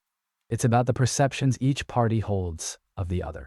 If one negotiator is perceived as consistently fair, reasonable, and reliable, their pronouncements carry a weight that shifts the balance ever so subtly. This is reputation at work, influencing the bargaining zone and the perceived fairness of potential outcomes. Now, let's turn to the concept of outside options. Recall that these represent the alternatives available to each party should the negotiation fail. A strong outside option generally strengthens one's bargaining position. However, the belief that one possesses a strong outside option, even if partially illusory, can be just as powerful. And this belief is inextricably linked to reputation. If a negotiator has a track record of successfully pursuing alternative deals, their claim of a compelling outside option is far more credible, thus altering the dynamics of power at the table. Think of it like this. Imagine two rivers flowing toward a common confluence. The Nash bargaining solution is the point where they merge, representing the agreement reached. Outside options are tributaries feeding into those rivers, altering their flow and influencing the final confluence point. But the perceived strength of those tributaries, influenced by reputation, can be just as significant as their actual water volume. The concept of power itself, in the context of bargaining theory, is often misunderstood as brute force. It's not simply about who has the most resources. True power, in negotiation, often resides in the ability to credibly commit to a particular course of action, and this credibility hinges entirely on reputation. A negotiator with a reputation for unwavering integrity, for sticking to their word, even when it's personally inconvenient, wields a formidable power. Their threats are more believable, their promises more enticing, and their overall influence significantly amplified. Consider the policymaker negotiating a trade agreement. If they've earned a reputation for adhering to the spirit of past agreements, for not resorting to legal loopholes or reneging on commitments, other nations are far more likely to trust their current offers and concessions. Conversely, a negotiator with a history of dishonesty or bad faith will face an uphill battle, regardless of their country's economic or military might. Building and maintaining a strong reputation, therefore, is not a matter of mere ethical virtue. It is a strategic imperative. It requires consistency, transparency, and a willingness to prioritize long-term relationships over short-term gains. This involves carefully managing expectations, being forthright about limitations, and honoring commitments, even when circumstances change. However, reputation is a fragile asset. It can take years to build and moments to destroy. A single act of dishonesty, a perceived breach of trust, can irrevocably damage a negotiator's credibility, rendering their future pronouncements suspect. Recovering from such a blow is a long and arduous process, requiring consistent and demonstrable evidence of changed behavior. And what happens when reputations clash? When two parties, each with established but conflicting reputations, enter into negotiation, does a history of animosity necessarily preclude a mutually beneficial outcome? Or can the sheer weight of potential gains outweigh the baggage of past transgressions? These are complex questions, touching upon the very foundations of game theory and strategic interaction. As we move forward, consider this. How does the digital age, with its instant dissemination of information and its long memory, reshape the dynamics of reputation and negotiation? Has it amplified the importance of trustworthiness, or has it simply created new avenues for manipulation and deception? These are questions that will shape the future of bargaining theory. Until next time. Chapter 18. Commitment Devices. Binding yourself to a position. Yes, welcome back. Last time, we considered the dance of information, the subtle cues and bluffs that shape negotiations. Tonight, let's delve into a particularly fascinating aspect of bargaining: the art of binding oneself, of strategically relinquishing freedom to gain an advantage. Think of it as willingly shackling a limb to win a race, a paradoxical act, but one with surprising efficacy. This leads us to the heart of bargaining theory, often encapsulated by the Nash bargaining solution. Imagine two parties, poised on either side of a metaphorical table, contemplating a mutually beneficial agreement. Each brings to the table not only their potential gains from cooperation, but also their outside option, their fallback position should the negotiations fail. This outside option, my friends, is the foundation upon which their bargaining power rests. It represents the minimum acceptable outcome, the point below which walking away becomes the rational choice. The Nash bargaining solution posits that the final agreement will maximize the product of each party's gains relative to their outside options. In simpler terms, it seeks a balance where both parties improve their situation relative to their alternatives, and this improvement is maximized jointly. It's a beautiful concept, mathematically elegant, suggesting an inherent rationality in even the most seemingly chaotic negotiations. Like a well-tuned engine, it finds the optimal point of equilibrium. However, the theory also reveals a critical insight. Power isn't solely determined by objective resources. It's also shaped by the credibility of one's commitment. Enter the commitment device. A commitment device is a deliberate act that limits one's future choices, often in a public and irreversible manner. It's a way of credibly signaling one's resolve, forcing the other party to take your position seriously. Consider a labor union negotiating wages. Threatening a strike is a common tactic, but mere words are often insufficient. A true commitment device might involve taking a public vote to authorize a strike, or even starting a strike fund, making the threat of job action more credible, and thus shifting bargaining power in their favor. The union intentionally makes it more difficult to back down, thereby strengthening its negotiating position. Or imagine two countries locked in a trade dispute. A nation might impose tariffs on specific goods, publicly declaring that these tariffs will remain in place until certain concessions are made. This act reduces the nation's own flexibility, but simultaneously increases the pressure on the other country to negotiate seriously. It's a form of economic self-harm, but a strategically inflicted wound designed to elicit a more favorable outcome. The effectiveness of a commitment device hinges on its credibility and irreversibility. A half-hearted, easily reversible commitment will likely be ignored. The most potent devices are those that are costly to break, signaling genuine resolve. Think of it as building a bridge and then burning the supports. Retreat becomes impossible, forcing forward progress. But the use of commitment devices is not without peril. They can lead to escalation, locking parties into rigid positions and making compromise more difficult. A failed commitment can damage one's reputation, undermining future negotiations. The classical economist might warn of the dangers of rigidity, advocating for flexibility and adaptability. The policymaker, on the other hand, might see commitment devices as necessary tools for achieving desired outcomes, particularly in situations where trust is lacking. Balance is key, as always. The game is complex. Successful bargaining involves a careful calibration of threats and promises, flexibility and commitment. It's a dance of strategy, requiring a keen understanding of not only one's own interests, but also the motivations and constraints of the other party. It requires understanding the balance between your own river of possibilities and the dam that is commitment. As we conclude this exploration of commitment devices, a question lingers. How do these strategic maneuvers evolve over time? How do repeated interactions and reputation building shape the dynamics of bargaining, influencing the credibility and effectiveness of future commitments? We shall ponder these questions as we turn to consider the role of repeated games and long-term relationships in shaping economic interactions. Chapter 19. Power Dynamics. The Influence of Relative Strength. Good evening. We've previously explored the foundations of value, the subtle dance between supply and demand that dictates price. But tonight, we delve into a more nuanced aspect of economic interaction, the power dynamics that shape bargaining outcomes. We often assume a level playing field, yet reality rarely affords such symmetry. The concept we will explore is bargaining theory, specifically its Nash bargaining solution, the crucial role of outside options, and ultimately, how these translate into the power one holds in negotiations. Imagine a tranquil river, its waters flowing steadily toward the sea.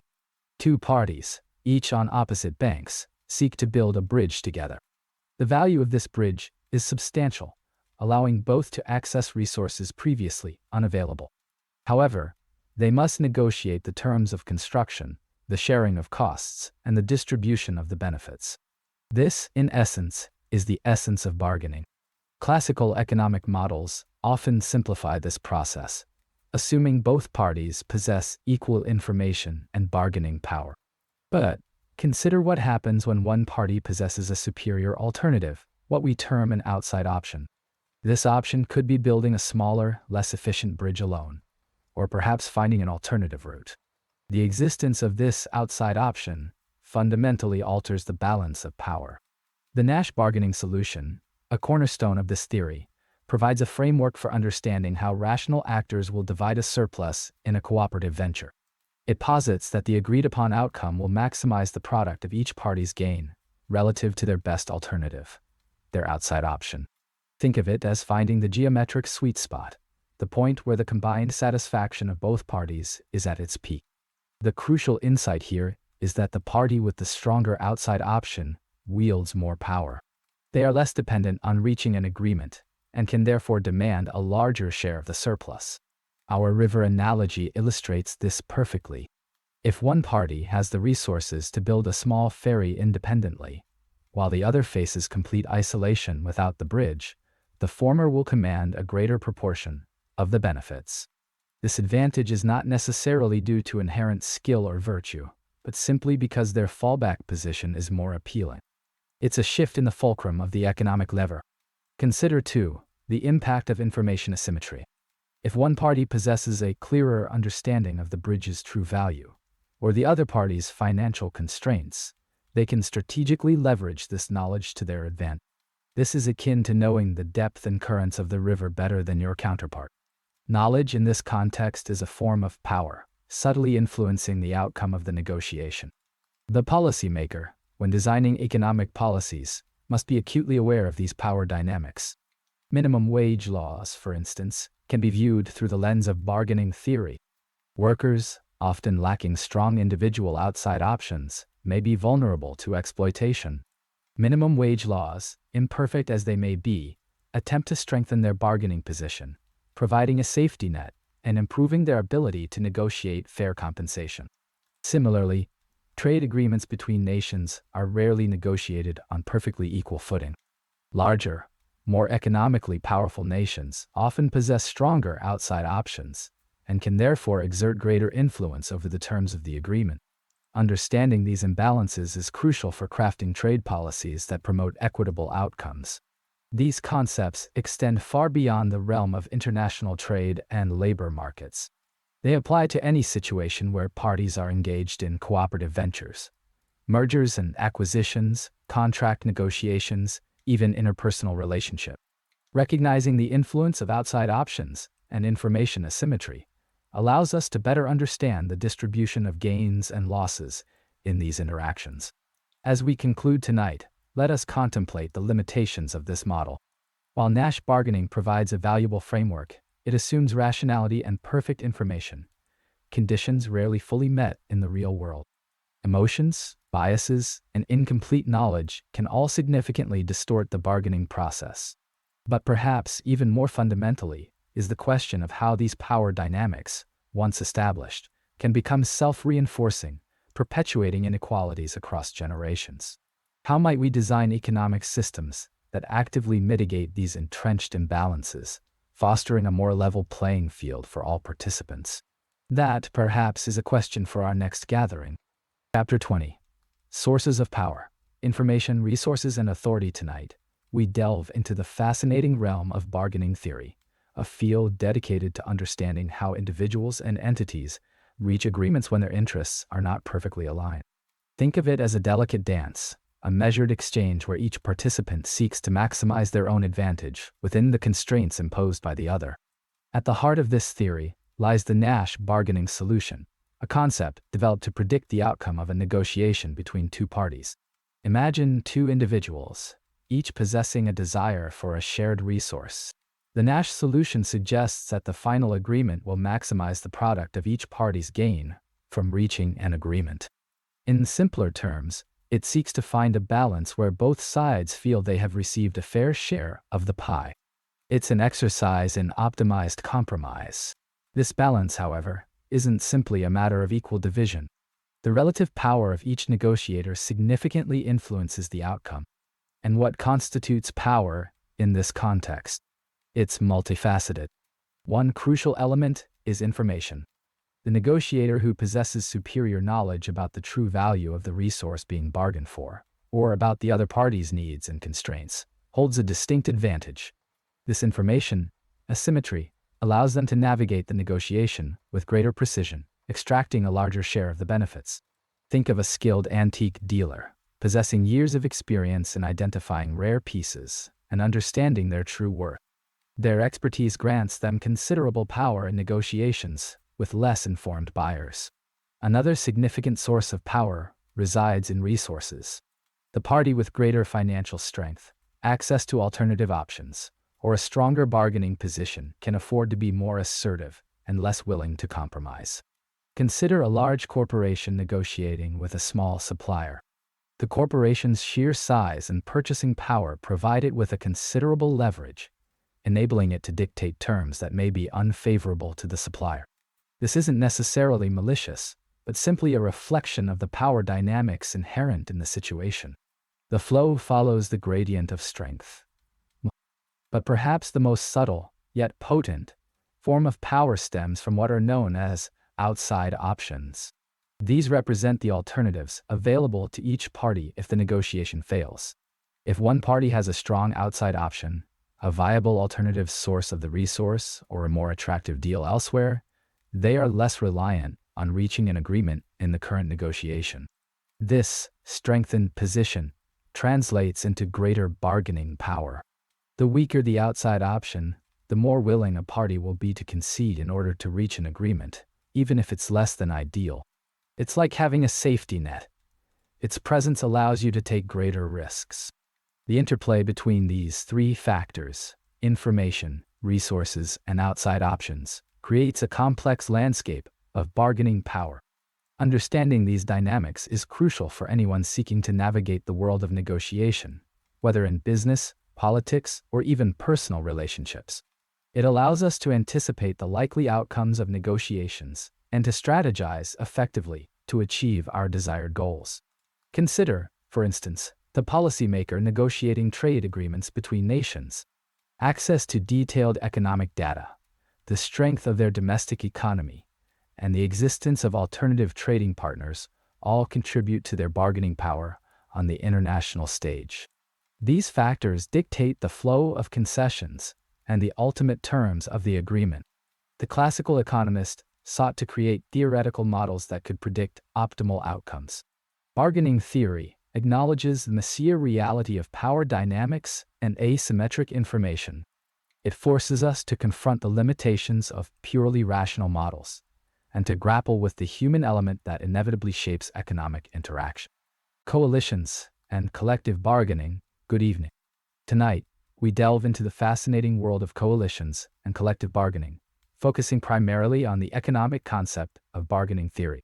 At its heart, bargaining theory attempts to model how rational agents divide a surplus, a metaphorical pie, amongst themselves.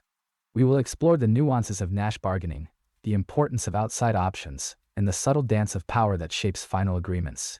The basic premise of bargaining theory is this: two or more parties have something to gain by cooperating, but they disagree about how those gains should be distributed. Think of a labor union negotiating wages with a company, or two countries trying to agree on a trade deal. Each party seeks to maximize its own payoff, but they are also aware that their fates are intertwined. The Nash bargaining solution, a cornerstone of this field, provides a mathematically elegant way to predict the outcome of such negotiations. Developed by a brilliant mind, this solution proposes that rational bargainers will reach an agreement that maximizes the product of their individual gains from cooperating.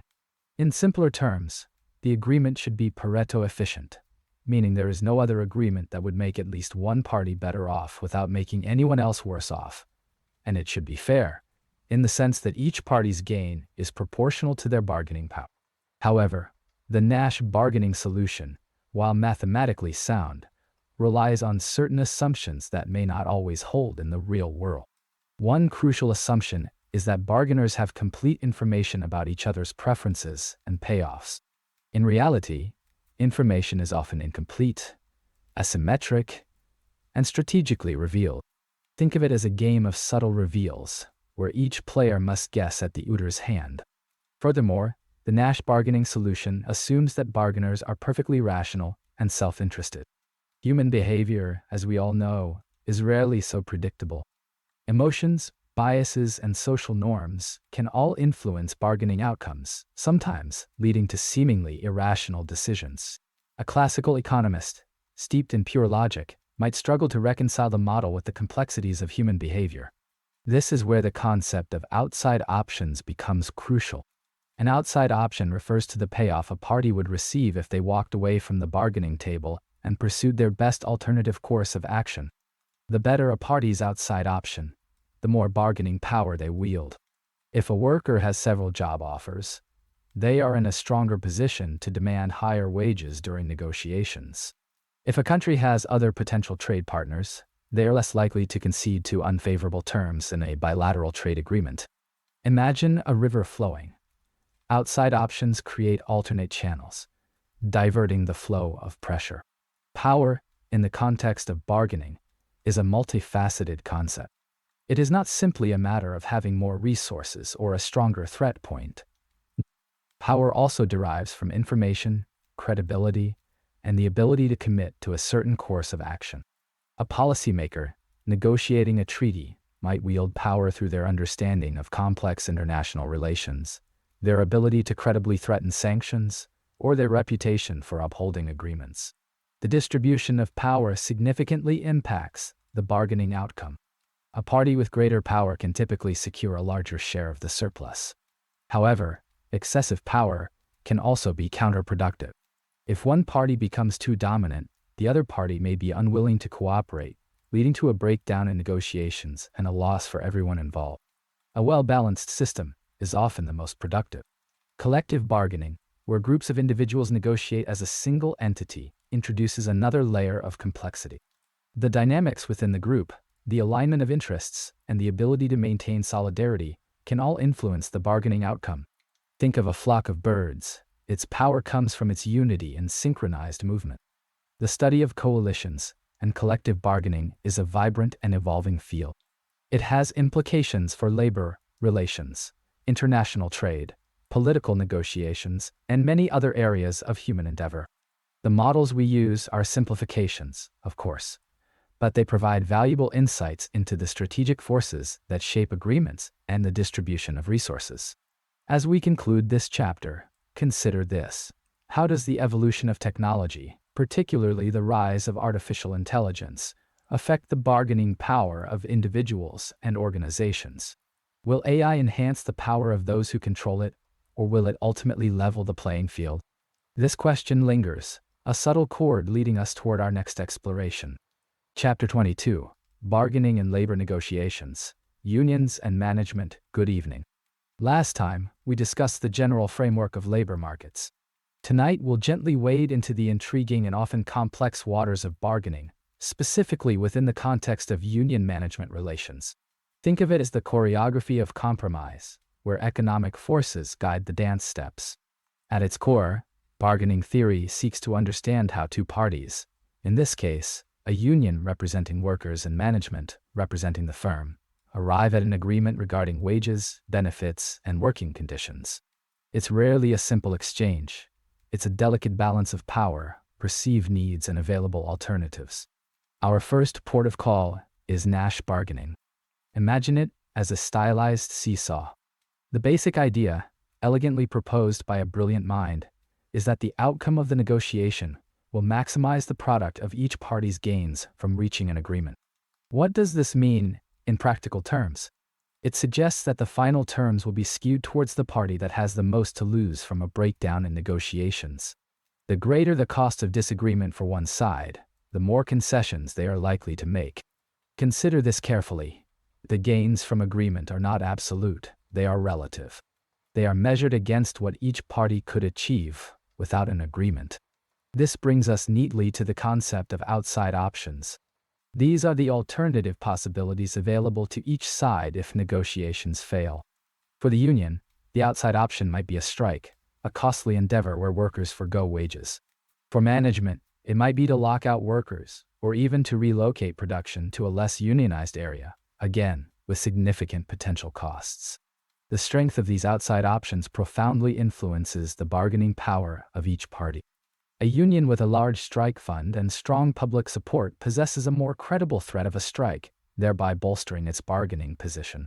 Conversely, a company with readily available alternative production facilities can credibly threaten a lockout, enhancing its leverage. Now, let's consider the nebulous, yet critical element of power. Nash bargaining, in its purest form, assumes equal bargaining skill and information.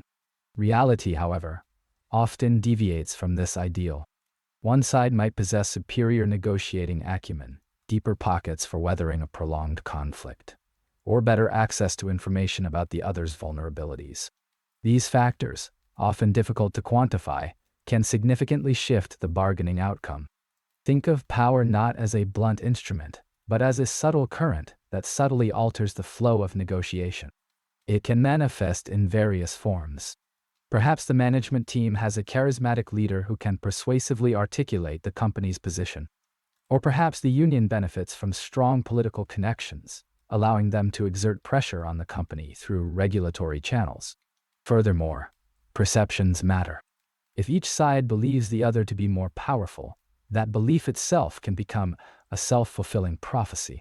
A union convinced that management will never concede on a particular issue may be less aggressive in its demands, thereby unintentionally granting management greater influence. It is also imperative to remember that this is not a static game. Bargaining power shifts over time, influenced by macroeconomic conditions, technological advancements, and evolving societal attitudes. For example, during periods of high unemployment, unions may find their bargaining power diminished as workers become more reluctant to risk job security. In essence, understanding bargaining and labor negotiations requires us to consider not only the tangible costs and benefits, but also the intangible dynamics of power, perception, and strategic maneuvering. It's a complex interplay, a delicate balancing act, where the final outcome reflects the relative strengths and weaknesses of the players involved. And as we consider the balance of power in labor negotiations, it naturally leads to the question: how does government intervention, through labor laws and regulations, reshape this balance, and what are the intended, and perhaps unintended, consequences of such interventions? We will explore that next time. Good night. Sleep well. Chapter 23. International Negotiations. Treaties and Diplomacy. We've previously considered the internal dynamics of economies, the delicate dance of supply and demand within a nation's borders. Now, let us gently shift our gaze outwards, towards the intricate tapestry of international relations, where nations themselves become the actors, negotiating for resources, trade, and influence. Here, the stakes are often higher, the players more numerous, and the consequences far-reaching. And at the heart of it all lies the art and science of bargaining. Bargaining, in its essence, is the process by which two or more parties attempt to reach an agreement that is mutually beneficial, or at least preferable to the alternatives. Within international relations, this manifests as treaties, trade agreements, and diplomatic resolutions. But the mechanics of this process, the factors that determine success and failure, are illuminated by a particular branch of economic thought: bargaining theory. Imagine a seesaw, perfectly balanced. This represents an equitable distribution of resources or benefits. Now, picture two nations approaching this seesaw, each seeking to tilt it in their favor. How far can each nation push before the entire structure collapses, before negotiations break down, and the potential for mutual gain vanishes? This is where the concepts of Nash bargaining, outside options, and power come into play. Nash bargaining, a foundational concept, posits that rational actors will strive for an agreement that maximizes their joint surplus. That is, they will seek a solution where the total benefit to both parties is as large as possible, before then haggling over how to divide that benefit. The key here is the recognition that cooperation, in many instances, leads to a larger pie than unilateral action. Think of two nations, each with a surplus of different goods. By trading, they can both access goods they lack, increasing overall welfare for both, even if the precise terms of trade are subject to negotiation. However, the allocation of this surplus, the precise angle of the seesaw, depends crucially on what are termed outside options. An outside option represents the best alternative a party has if negotiations fail.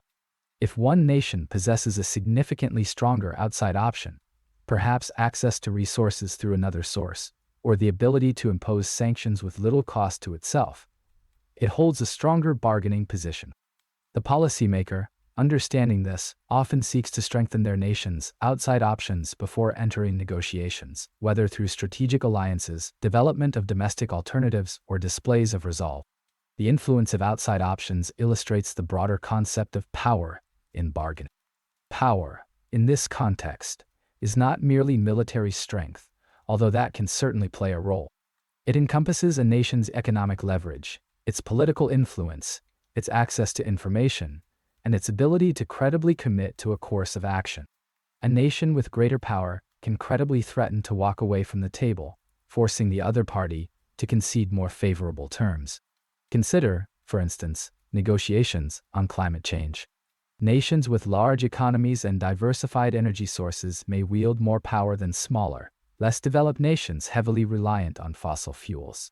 The former can more easily commit to ambitious emissions reductions targets, while the latter may face significant economic hardship. This imbalance of power and the disparate outside options shape the contours of international climate agreements. Bargaining theory reminds us that international agreements are not simply matters of altruism or goodwill. They are the products of strategic calculations, of competing interests, and of the interplay of power and outside options. The classical economist, observing these interactions, might construct elaborate game-theoretic models, attempting to predict the outcome of negotiations based on these parameters. But the human element, the role of trust, diplomacy, and even miscalculation, remains a crucial and often unpredictable factor. We must remember that the international stage is a complex system, a swirling confluence of competing forces. The delicate balance of power, the ever-shifting landscape of outside options, and the strategic maneuvering of nations all contribute to the outcome of negotiations. Understanding these dynamics is crucial for anyone seeking to navigate the treacherous waters of international relations. As we conclude this chapter, a question lingers. How does the rise of non-state actors, such as multinational corporations and international organizations, influence the dynamics of international bargaining? How do their interests and outside options reshape the geopolitical landscape? This is a thread we shall gently follow in our next exploration. Chapter 24.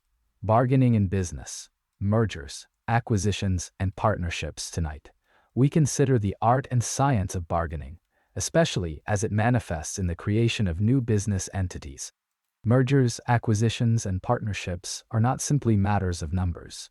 They are deeply human endeavors, driven by ambition, tempered by risk, and ultimately shaped by the dynamics of power and negotiation.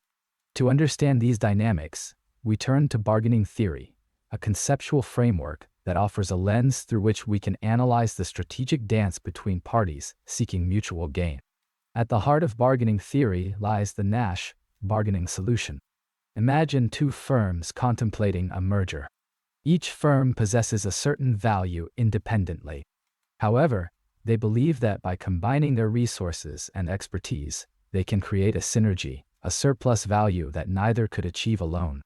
The Nash bargaining solution suggests that this surplus will be divided between the two firms in a way that maximizes the product of their individual gains from the agreement. It's a principle of fairness, but fairness defined not by equal shares, but by the relative contribution and bargaining power of each party. Think of it as a perfectly balanced scale, calibrated not just by weight, but also by leverage. Now, let's introduce the concept of outside options. An outside option is precisely what it sounds like: the value a party could obtain by walking away from the negotiating table and pursuing an alternative course of action. These outside options serve as a crucial benchmark. No rational actor will agree to a deal that leaves them worse off than their best alternative. Therefore, the value of a firm's outside option sets a lower bound on the acceptable terms of the agreement. A strong outside option translates into greater bargaining power, allowing a firm to demand a larger share of the surplus. The stronger the tide pulling them away, the more they can ask to stay. But bargaining is not solely about rational calculations and alternative possibilities. It's also about power dynamics. Power, in this context, stems from a variety of sources. It might arise from the size and market dominance of one firm compared to another. It might come from specialized expertise or unique intellectual property. Or it might be derived from the sheer urgency of the other party to reach an agreement. A firm teetering on the brink of bankruptcy, for example, will likely have far less bargaining power than a firm with abundant cash reserves and a wealth of alternative investment opportunities. In these instances, the bargaining table shifts from a site of rational calculation to a reflection of underlying strengths and vulnerabilities. It's not merely about what each party could get elsewhere, but what they must accept. The interplay between the Nash bargaining solution, outside options, and power dynamics is what ultimately shapes the outcome of these business negotiations. Consider a scenario where a smaller, innovative tech company is being acquired by a larger, more established firm. The tech company brings cutting-edge technology and a skilled team, but lacks the resources to scale its operations independently. The larger firm provides the capital and infrastructure necessary for growth, but needs the tech company's innovation to stay ahead of the competition. The Nash bargaining solution provides a starting point for dividing the synergistic value created by the acquisition. The tech company's outside option might be to seek funding from venture capitalists or to partner with a different firm. Their bargaining power will be determined by the uniqueness and demand for their technology, as well as the urgency of the larger firm's need for innovation. The ultimate outcome, the acquisition price, the roles of key personnel, the control over intellectual property will be a reflection of this complex interplay. These bargaining models, while powerful, are not without their limitations. They often assume perfect information and rational actors, assumptions that rarely hold true in the messy reality of business negotiations. Emotions, biases, and misperceptions can all cloud judgment and lead to suboptimal outcomes. Moreover, the dynamics of bargaining can evolve over time as new information emerges and circumstances change. The initial agreement may be only the starting point for a long and potentially contentious relationship. Chapter 25. Supply Chain Negotiations. Managing Supplier Relationships. We've explored the broader strokes of supply chain optimization, the strategic alignment of production and distribution. Now, let us delve into the delicate art of negotiation, the human element that shapes those theoretical frameworks. Our focus today is on managing supplier relationships through the lens of bargaining theory, specifically the Nash bargaining solution, outside options, and the nuanced dynamics of power. Think of the supply chain as a river system. Raw materials trickle down from various tributaries, converging at points of processing and manufacturing, eventually flowing towards the end consumer. At each confluence, there's an opportunity for negotiation, a dance of interests between buyer and supplier. Bargaining theory provides a mathematical framework for understanding how these interests are balanced, or, sometimes, unbalanced. The Nash bargaining solution, a cornerstone of this theory, postulates that the outcome of a negotiation will maximize the product of the gains each party achieves relative to their individual fallback positions. These fallback positions are critical. They represent what each party would receive if the negotiation collapses, their outside options. Imagine a clothing manufacturer negotiating the price of cotton with a textile mill. The manufacturer desires the lowest possible price to maximize profit margins. The mill, naturally, seeks the highest price to ensure its own profitability. But neither operates in a vacuum. The manufacturer has the option of sourcing cotton from another mill, an outside option. Similarly, the mill can sell its cotton to other clothing manufacturers. These alternative pathways significantly impact the negotiation. The stronger a party's outside option, the more bargaining power they wield. If the manufacturer has several equally viable alternative suppliers, the mill's ability to demand a high price diminishes. Conversely, if the mill is the only supplier capable of providing a specific type of high-quality cotton, its bargaining power increases. This highlights a crucial aspect of supply chain management: the cultivation of multiple supplier relationships. While concentrating purchasing volume with a single supplier might offer certain economies of scale, it simultaneously weakens the buyer's bargaining position. Diversification, on the other hand, strengthens the buyer's hand, providing leverage in price negotiations and mitigating the risk of supply disruptions.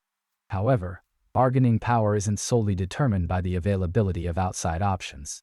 It also encompasses factors such as reputation, information asymmetry, and the credibility of threats and promises.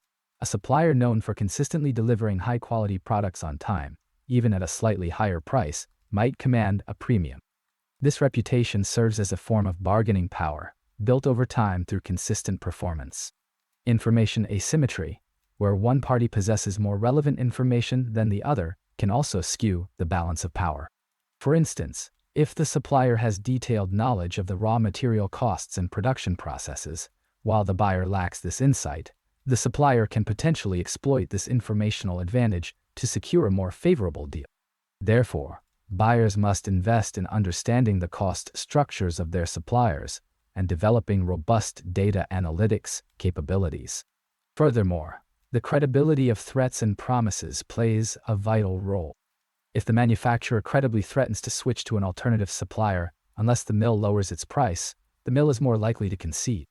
Similarly, if the manufacturer promises to increase future order volumes in exchange for a discount, the mill might be more inclined to offer a better price. However, these threats and promises must be believable and backed by demonstrable action. Ultimately, successful supply chain negotiations are not about winning at the expense of the other party. A long-term, collaborative relationship, built on mutual trust and shared value creation, is far more sustainable and beneficial in the long run. The classical economist, often obsessed with perfect competition, might see negotiation as a zero-sum game. However, the policymaker understands that fostering healthy supplier relationships promotes stability and resilience within the entire supply chain ecosystem. By acknowledging the influence of outside options, recognizing the impact of information asymmetry, and building trust through reliable communication, both buyer and supplier can find a balance point that is more efficient than what either could achieve alone. As we conclude this chapter, consider this. How does the evolving landscape of global trade agreements and international regulations reshape the bargaining power dynamics between suppliers and buyers in the supply chain? This intricate interplay will undoubtedly shape the future of international commerce. Chapter 26. Legal Negotiations. Settlements and plea bargains. Yes. Last we discussed the subtle dance of risk aversion and its impact on legal strategy. Now, let us turn our attention to the negotiation table itself. Imagine it as a scale, delicately balanced, where the weights of legal arguments, evidence, and potential outcomes are constantly being adjusted. Today, we explore the economic heart of this balancing act. Bargaining theory, with its core concepts of Nash bargaining, outside options, and the elusive element of power. Bargaining, in its simplest form, is the process by which two or more parties attempt to reach an agreement on how to divide a surplus or avoid a loss. In the legal context, this translates to settlement negotiations in civil cases and plea bargaining in criminal proceedings. The question becomes, how do the parties arrive at a mutually acceptable point? A point where both feel they are better off than if they had walked away. The Nash bargaining solution, a cornerstone of this theory, provides an elegant framework. It suggests that rational parties will agree on an outcome that maximizes the product of their individual gains from the negotiation. Think of it as finding the sweet spot where both sides benefit proportionally. The classical economist might describe it as maximizing joint welfare, recognizing that cooperation can lead to a more efficient allocation of resources, even when those resources are legal claims or a defendant's freedom. However, rationality, as we know, is often bounded by reality. Enter the crucial concept of outside options. These are the alternatives available to each party should the negotiation fail. A plaintiff's outside option might be proceeding to trial. A defendant's might be accepting a guilty verdict after a drawn-out legal battle. The stronger a party's outside option, the more leverage they possess at the negotiating table. The more appealing the alternative, the less pressure to concede. Consider a scenario where a company faces a product liability lawsuit. If the company has strong evidence to defend itself, its outside option, likely winning at trial, is attractive. This strengthens its bargaining position, allowing it to offer a lower settlement amount. Conversely, if the plaintiff faces significant hurdles in proving their case, their outside option, perhaps receiving nothing after years of litigation, is less appealing, incentivizing them to accept a lower settlement offer. And then we arrive at the most nebulous element: power. Power in negotiation is not simply about legal strength or factual accuracy. It encompasses a multitude of factors, often intertwined. Reputation, resources, information asymmetry, and even psychological biases can significantly influence the perceived and actual power dynamic. For example, a large corporation facing a lawsuit from an individual might possess significant power due to its vast resources and experience with litigation. This allows it to engage in protracted legal battles, potentially exhausting the individual's resources and pressuring them to accept a less favorable settlement. Conversely, public sentiment or media attention can shift the power dynamic, amplifying the individual's voice and forcing the corporation to reconsider its position. It's a subtle, flowing system. The interplay of these factors, Nash bargaining, outside options, and power, creates a complex landscape in legal negotiations. Skilled negotiators are adept at assessing these elements, understanding their own strengths and weaknesses, and crafting strategies to maximize their clients' interests. They understand that successful negotiation is not about winning at all costs. but rather about achieving a mutually acceptable outcome that avoids the uncertainties and expenses of protracted litigation. The policymaker might view these settlements and plea bargains as vital cogs in the machine of justice, relieving pressure on overburdened courts.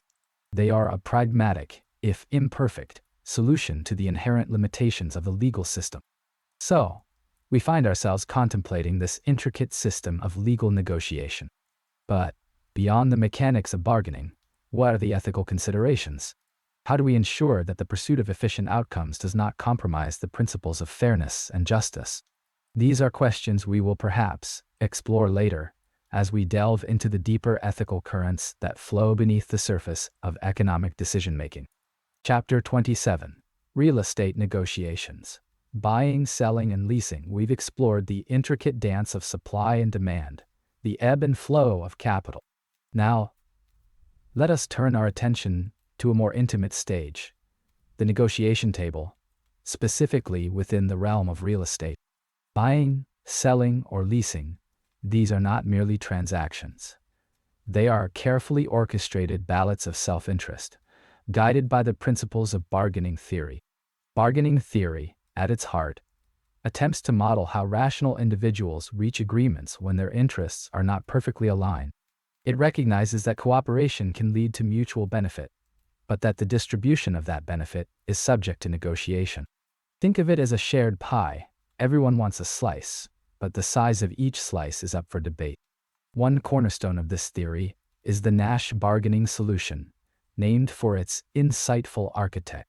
This solution suggests that the outcome of a negotiation will maximize the product of each party's gain, relative to what they would receive if no agreement were reached. In simpler terms, it posits that the final agreement will be the one that offers the most mutually beneficial improvement over the status quo, over the alternative of no deal.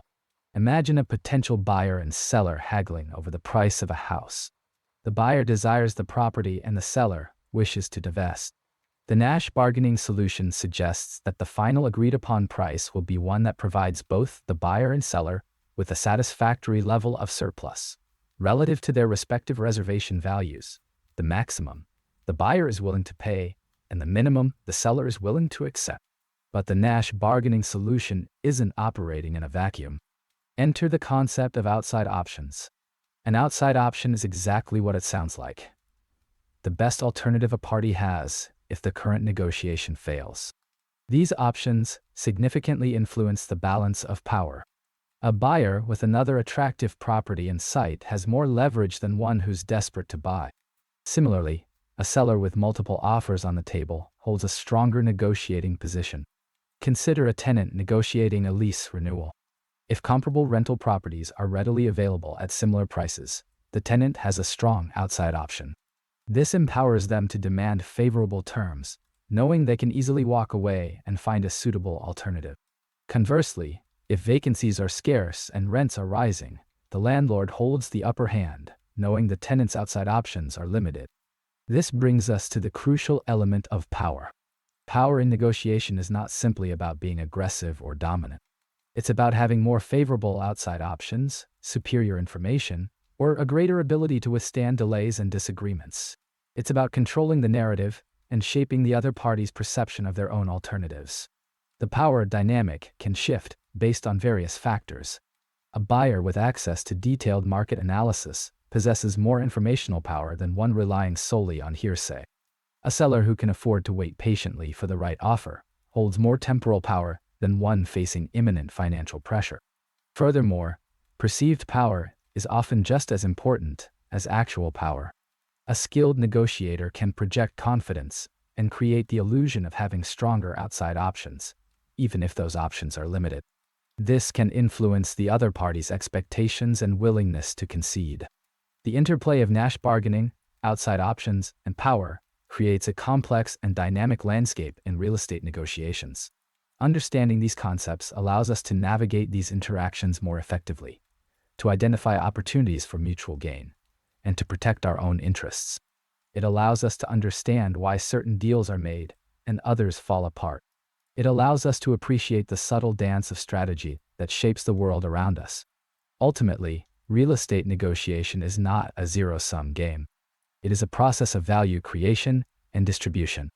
By understanding the underlying principles of bargaining theory, we can strive to create outcomes that are not only beneficial for ourselves, but also equitable for all parties involved. A well-negotiated agreement, after all, is one that stands the test of time, built on a foundation of mutual respect and perceived fairness. But as we strive for balance in these micro-level negotiations, we might begin to wonder about the broader equilibrium. How do these individual acts of bargaining aggregate to influence larger market trends and societal outcomes? And how do these macro trends in turn shape the power dynamics we've just explored? This question of the individual versus the collective remains a crucial and fascinating puzzle for our next exploration. Chapter 28. Political Bargaining. Legislation and policymaking. Last time, we explored the raw material of economic exchange. Now, let us turn to the more intricate dance of political bargaining, where legislation and policy are forged not in the furnace of perfect competition, but in the subtle currents of negotiation and compromise. Here, we find ourselves relying heavily on bargaining theory, a framework that illuminates how agreements are reached when parties possess differing levels of power and alternative options. The core of bargaining theory often rests upon the Nash bargaining solution. Imagine two legislators, each representing distinct constituencies, striving to pass a bill that allocates scarce resources. The Nash bargaining solution posits that the agreement reached will be one that maximizes the product of each legislator's gain from the agreement, relative to what they would receive if no agreement were reached at all. It's a fascinating concept, a balance, if you will, where each party gets enough to feel satisfied, leading to a stable equilibrium. But what dictates this enough? This is where the concept of outside options becomes crucial. An outside option represents what a party could achieve if they walked away from the bargaining table. Consider our legislators again. Perhaps one has the option of forming a coalition with a third party to pass a different, albeit less desirable, bill. This outside option fundamentally alters the bargaining landscape. The legislator with the stronger outside option possesses greater leverage. They can credibly threaten to abandon the negotiation, knowing they have a viable alternative. Thus, the agreement must provide them with at least as much value as their outside option, lest they simply choose to walk away. The influence of outside options reveals a deeper truth. Bargaining power isn't solely determined by the intrinsic value of the issue being negotiated. It's shaped by the available alternatives. A firm with a readily available substitute product has less power to raise prices than a monopolist with no competition. Similarly, a country with abundant natural resources holds greater sway in international trade negotiations than one reliant on scarce commodities. Now, let's address power directly. In the political arena, power isn't just about having a strong outside option. It encompasses a broader range of factors. It can stem from popular support, control over key committees, or the ability to rally public opinion. The policymaker, for example, might have the power to set the agenda, dictating which issues are even brought up for debate. This agenda-setting power is a significant advantage, allowing them to shape the narrative and influence the range of possible outcomes. Furthermore, the threat of negative consequences can be a potent source of power. A legislator threatening to filibuster a bill, or a lobby group threatening to launch a damaging media campaign, wields a certain degree of power, even if they don't ultimately carry out their threats. The credibility of these threats, of course, is paramount. Empty threats quickly lose their effectiveness. It's important to note that bargaining power isn't static. It can shift and evolve over time. Changes in public opinion, the emergence of new information, or the formation of new alliances can all alter the balance of power and reshape the bargaining landscape. The classical economist, observing this dynamic, would likely point out the fluidity and adaptability inherent within complex systems of power and negotiation. Finally, we should acknowledge the role of information. Asymmetric information, where one party has more knowledge than the other, can significantly distort the bargaining process. A regulator, for example, may lack complete information about the cost structure of a regulated industry, making it difficult to design optimal regulations. This information asymmetry can be exploited by the better informed party, further influencing the distribution of gains from the agreement.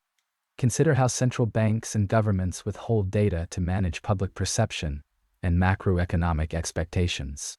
Political bargaining, then, is a complex interplay of interests, alternatives, and power dynamics. The Nash bargaining solution provides a useful framework for understanding how agreements are reached, but is essential to consider the influence of outside options, the sources of power, and the role of information in shaping the ultimate outcome. As we move towards exploring the impact of institutions on economic activity, one wonders, how do established rules and norms themselves become subject to the forces of bargaining and power that we've discussed today? Chapter 29. Bargaining in Auctions.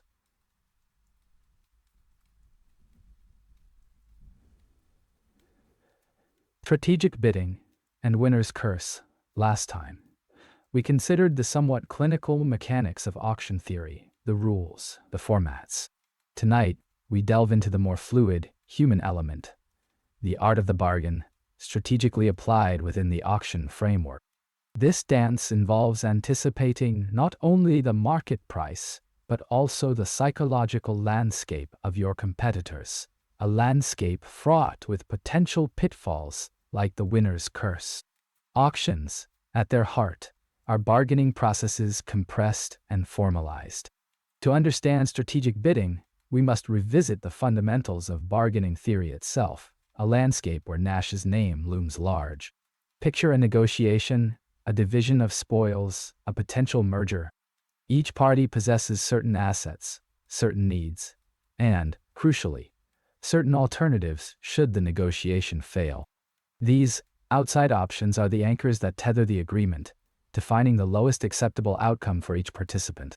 The Nash bargaining solution offers a framework for predicting the outcome of such negotiations, a point where both parties are maximizing their joint surplus.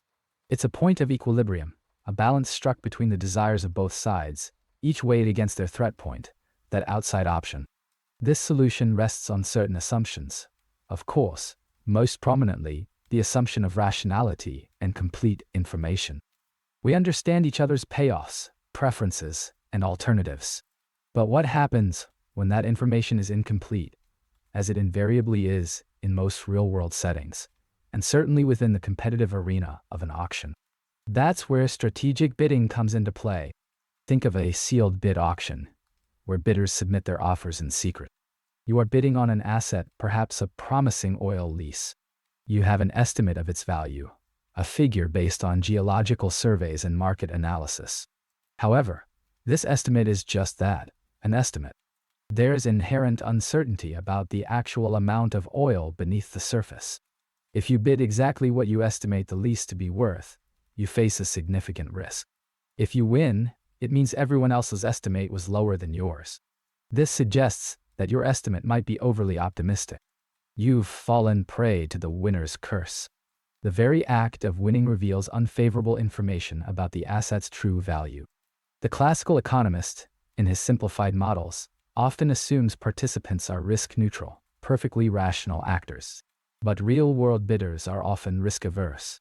They understand the possibility of the winner's curse and adjust their bids accordingly, shading them downwards to compensate for the uncertainty.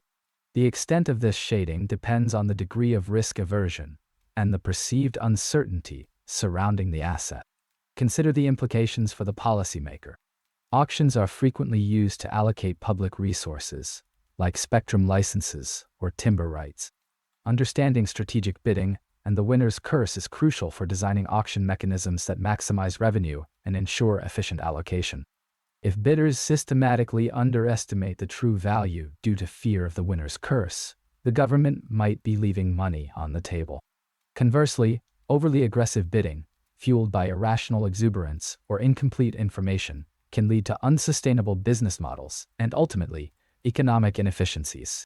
The Nash bargaining solution, when applied to auctions, reminds us that the final price is not solely determined by the intrinsic value of the asset.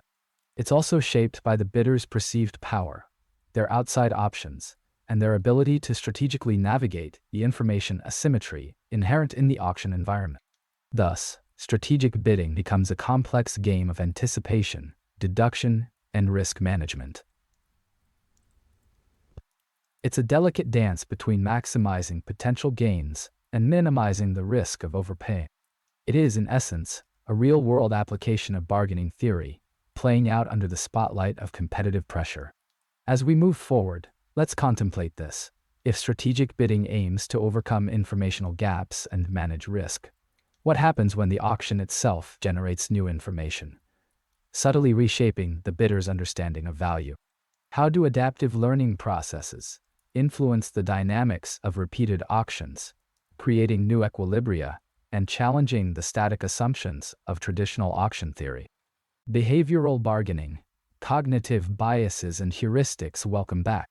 We've spent considerable time exploring the elegant, mathematically driven world of Nash bargaining, those outside options that shape our leverage, and the intricate dynamics of power. Remember, our previous exploration focused on the idealized rational actor, a being of pure calculation, always maximizing utility. But tonight, we'll gently deviate from that assumption. We'll delve into the world of behavioral bargaining, acknowledging the inherent messiness of human cognition, the biases and heuristics that subtly, and sometimes not so subtly, warp our decision-making processes. Think of it as adding a dash of impressionistic color to a previously purely neoclassical canvas. The core of bargaining theory, as we've seen, rests on the premise of rationality. Each participant aims to maximize their gains, carefully weighing costs and benefits. Nash bargaining, in its purest form, assumes a perfect understanding of the other party's preferences and capabilities. Outside options are quantified, power dynamics assessed with precision. Yet, in reality, our cognitive apparatus falls short of this ideal. We are, to put it mildly, prone to error. One pervasive issue is the phenomenon of framing. How information is presented profoundly impacts our choices. A gain framed positively often feels far more appealing than an equivalent loss framed negatively. In bargaining, the negotiator who skillfully frames their offer as a gain for the other party, highlighting what they stand to gain rather than what they might lose by not accepting, is likely to have a significant advantage. Imagine a union bargaining for wages. Framing the proposed increase as a substantial step towards a higher standard of living is far more persuasive than emphasizing the small percentage that management is willing to concede. Then, there are anchoring biases. Our minds tend to latch onto the first piece of information presented, using it as an anchor from which all subsequent decisions are made. The first offer in a negotiation, therefore, serves as a powerful anchor, even if it's wildly unreasonable. The shrewd bargainer understands this, and might start with an extreme position, knowing that even a substantial concession will still leave them better off than if they'd started with a more moderate offer. The initial number subtly shapes the entire bargaining landscape. Availability heuristics also play a significant role. We tend to overestimate the likelihood of events that are easily recalled, typically because they are vivid, recent, or emotionally charged. In bargaining, this can lead to irrational risk aversion. The union leader, having recently witnessed a strike fail miserably, might be overly cautious, settling for a less favorable deal than they otherwise would have. The memory of that failure looms large, clouding their judgment. Furthermore, confirmation bias often leads us to selectively seek out information that confirms our pre-existing beliefs, while ignoring evidence that contradicts them.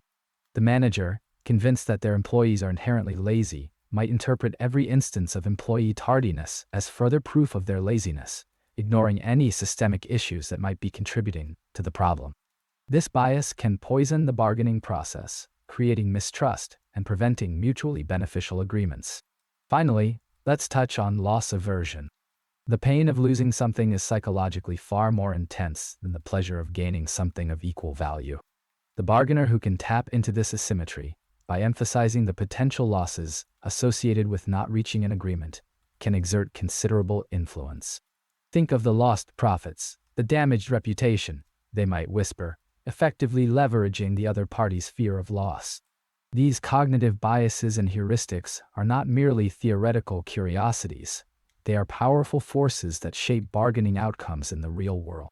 They introduce a level of complexity that the classical models often overlook. Understanding them allows us to become more effective negotiators, more aware of our own vulnerabilities, and better equipped to navigate the subtle currents of human interaction. So, as we drift toward slumber, consider this. If our rational calculations are consistently undermined by these cognitive quirks, can we truly ever achieve Pareto optimality, that perfect state of efficiency we discussed earlier? Is the idealized vision of bargaining, with its precise equations and rational actors, ultimately just a mirage, shimmering tantalizingly on the horizon? This is a question that will likely resonate as we move into our next phase of economic exploration. Chapter 31. Framing Effects.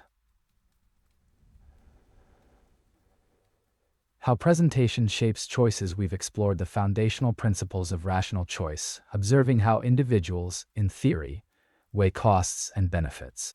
But theory, as elegant as it may be, often needs reconciliation with the realities of human psychology. Tonight, we turn our attention to how the presentation of choices, the frame around the picture, significantly influences the decisions we make, even when the underlying economics remain unchanged. This leads us to bargaining theory, where perception becomes power. Bargaining theory, at its heart, concerns itself with how two or more parties decide to divide a surplus. Imagine two individuals tasked with splitting a pie. The size of the pie is known. The challenge is, how do they agree on a fair division? One useful model is the Nash bargaining solution. It proposes that the agreement reached will maximize the product of each party's gain from the bargain relative to what they would receive if no agreement were reached. It's a system of elegant, almost mathematical fairness. Now, consider the concept of outside options. These are the alternatives available to each party if they walk away from the bargaining table. Let us picture our pie splitters again. But this time, one of them knows that, if they cannot agree on a slice, they can go elsewhere and reliably obtain a smaller, but guaranteed, apple pie.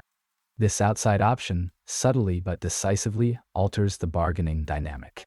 The individual with the apple pie, having something to fall back on, will likely be able to secure a larger slice of the original pie. The other bargainer, lacking such an alternative, is relatively weakened. This illustrates the foundational principle that relative strength in negotiation derives not solely from inherent value, but from the alternatives available should the negotiation fail.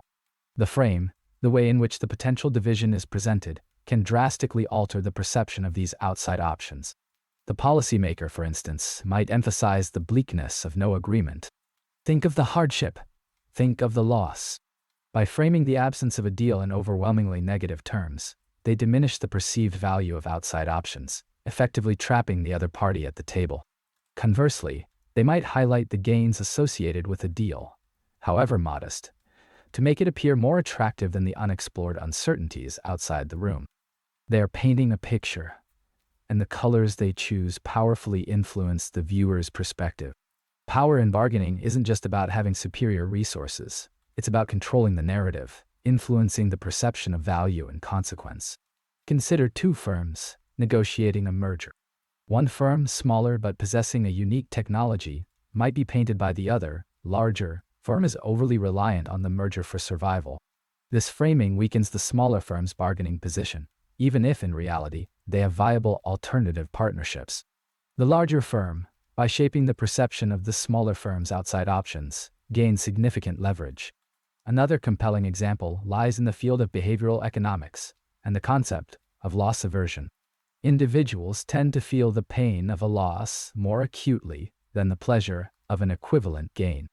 A skilled negotiator can exploit this bias by framing concessions as losses for the other party. By not agreeing to this, you'll be losing this opportunity, not merely forgoing a potential gain. This subtle shift in language can dramatically increase the other party's willingness to concede. It is a powerful tool, a way to tap into our inherent psychological aversion to feeling loss. The classical economist, however, remains skeptical. They might argue that, in the long run, rational actors will see through these framing effects. They will accurately assess their outside options and the true value of the deal, regardless of how it's presented. Yet, the evidence consistently demonstrates that framing matters. Time pressure, incomplete information, cognitive biases, all these factors contribute to our susceptibility to skillfully crafted narratives. Ultimately, understanding framing effects and the nuances of bargaining theory requires us to recognize that economic decisions are not made in a vacuum. They are shaped by the information available, the context in which they are presented, and the psychological biases that influence our perception of value. The ability to frame a situation advantageously is, therefore, a significant source of power in the economic landscape. And as we consider how these bargaining dynamics play out, we begin to see how information itself and the control of it becomes a valuable commodity. But what happens when the information itself is suspect? How do we navigate a world where truth and falsehood are increasingly blurred? Perhaps that is a question for another evening. Chapter 32, Anchoring Bias. The power of first offers. Last time, we considered the elegant dance of supply and demand, the forces that shape market equilibrium. Tonight, we delve into a more nuanced arena, the art of negotiation. We'll explore how initial conditions, particularly the first offer, can profoundly influence the final outcome, a phenomenon rooted in what we call anchoring biases. This bias, intertwined with bargaining theory, reminds us that economic interactions are not always purely rational calculations. Bargaining theory, at its heart, attempts to model the process by which two or more parties arrive at a mutually acceptable agreement when their interests are not perfectly aligned. Imagine, if you will, two rivers flowing towards a common delta. Each river carries its own sediment, its own character. Bargaining is the process of these rivers merging, the final delta reflecting the confluence of their individual streams. A cornerstone of bargaining theory is the Nash bargaining solution. Developed by a towering figure, this solution proposes that the outcome of a negotiation will maximize the product of the negotiator's gains from reaching an agreement. Think of it as finding the equilibrium point on a seesaw, where the weighted gains of each side are balanced, leading to stability. The weights, of course, represent the bargaining power of each party. This concept of bargaining power is not arbitrary. It is in large part determined by what we call outside options. Your outside option is what you can achieve if you walk away from the negotiation. It's the alternative path you can take. The stronger your outside option, the more leverage you have at the bargaining table. Imagine a talented employee negotiating their salary. If they have multiple job offers, strong outside options, they can command a higher salary than if they have no other prospect. The river has multiple channels to flow through. It will choose the path of least resistance, and the negotiator knows this. Now, let's connect this to anchoring bias. Anchoring bias describes our tendency to rely too heavily on the first piece of information offered when making decisions. In a negotiation, the first offer acts as a powerful anchor, subtly influencing the subsequent discussion and ultimately the final agreement. This is often irrational. The first offer might be entirely arbitrary or based on incomplete information. Yet, our minds latch onto it. Consider a classic example: selling a used car. The seller, who starts with a higher asking price, even if slightly unreasonable, often ends up receiving a higher final price than the seller who starts with a lower, seemingly more reasonable price. The initial higher price acts as an anchor, shifting the buyer's perception of the car's worth and influencing their counteroffers. The river, initially channeled, finds it difficult to break free from that initial direction. The policymaker, understanding anchoring bias, can leverage this knowledge in various ways. For example, when negotiating trade agreements, strategically making the first offer, even if somewhat ambitious, can subtly shape the final terms of the agreement. Similarly, in labor negotiations, unions or employers might use anchoring strategies to influence wage settlements. The classical economist, ever watchful for market imperfections, might argue that rational actors would discount the anchoring effect, focusing solely on the fundamental value of the item being negotiated and their respective outside options. However, behavioral economics reminds us that humans are not perfectly rational. Cognitive biases, like anchoring, are pervasive and influence our decisions in predictable ways. Therefore, understanding anchoring bias is crucial for anyone involved in negotiations, whether it's buying a house, settling a contract, or resolving a dispute. Be aware of the initial anchor, question its validity, and focus on the underlying value of the transaction and your own best alternative. Recognize the power of that initial flow, and consciously redirect your own stream of thought. Tonight, we've seen how the seemingly straightforward process of negotiation is often shaped by psychological factors. The Nash bargaining solution provides a framework. Outside options define our leverage, and anchoring bias subtly skews the playing field. As we move forward, we must ask, how do repeated interactions and reputational concerns further complicate this delicate dance of bargaining? Loss aversion. Avoiding regret negotiations tonight, let us consider the subtle yet potent force of loss aversion, a cognitive bias that deeply shapes our behavior in negotiations and indeed, in all aspects of economic life. Imagine a scale, gently tilting, representing our perception of gains and losses. Classical economic theory, with its emphasis on rational actors, posits that these gains and losses are weighed equally. $100 gained is in theory precisely offset by $100 lost. Yet, the reality is far more nuanced. Loss aversion, at its heart, suggests that the pain of losing something is far greater than the pleasure of gaining something of equal value. This asymmetry, this imbalance in our emotional ledger, significantly influences how we approach bargaining situations. We become, in essence, more driven to avoid losses than to acquire gains. This is not necessarily irrational, it is deeply human. Think of a negotiation for a new contract.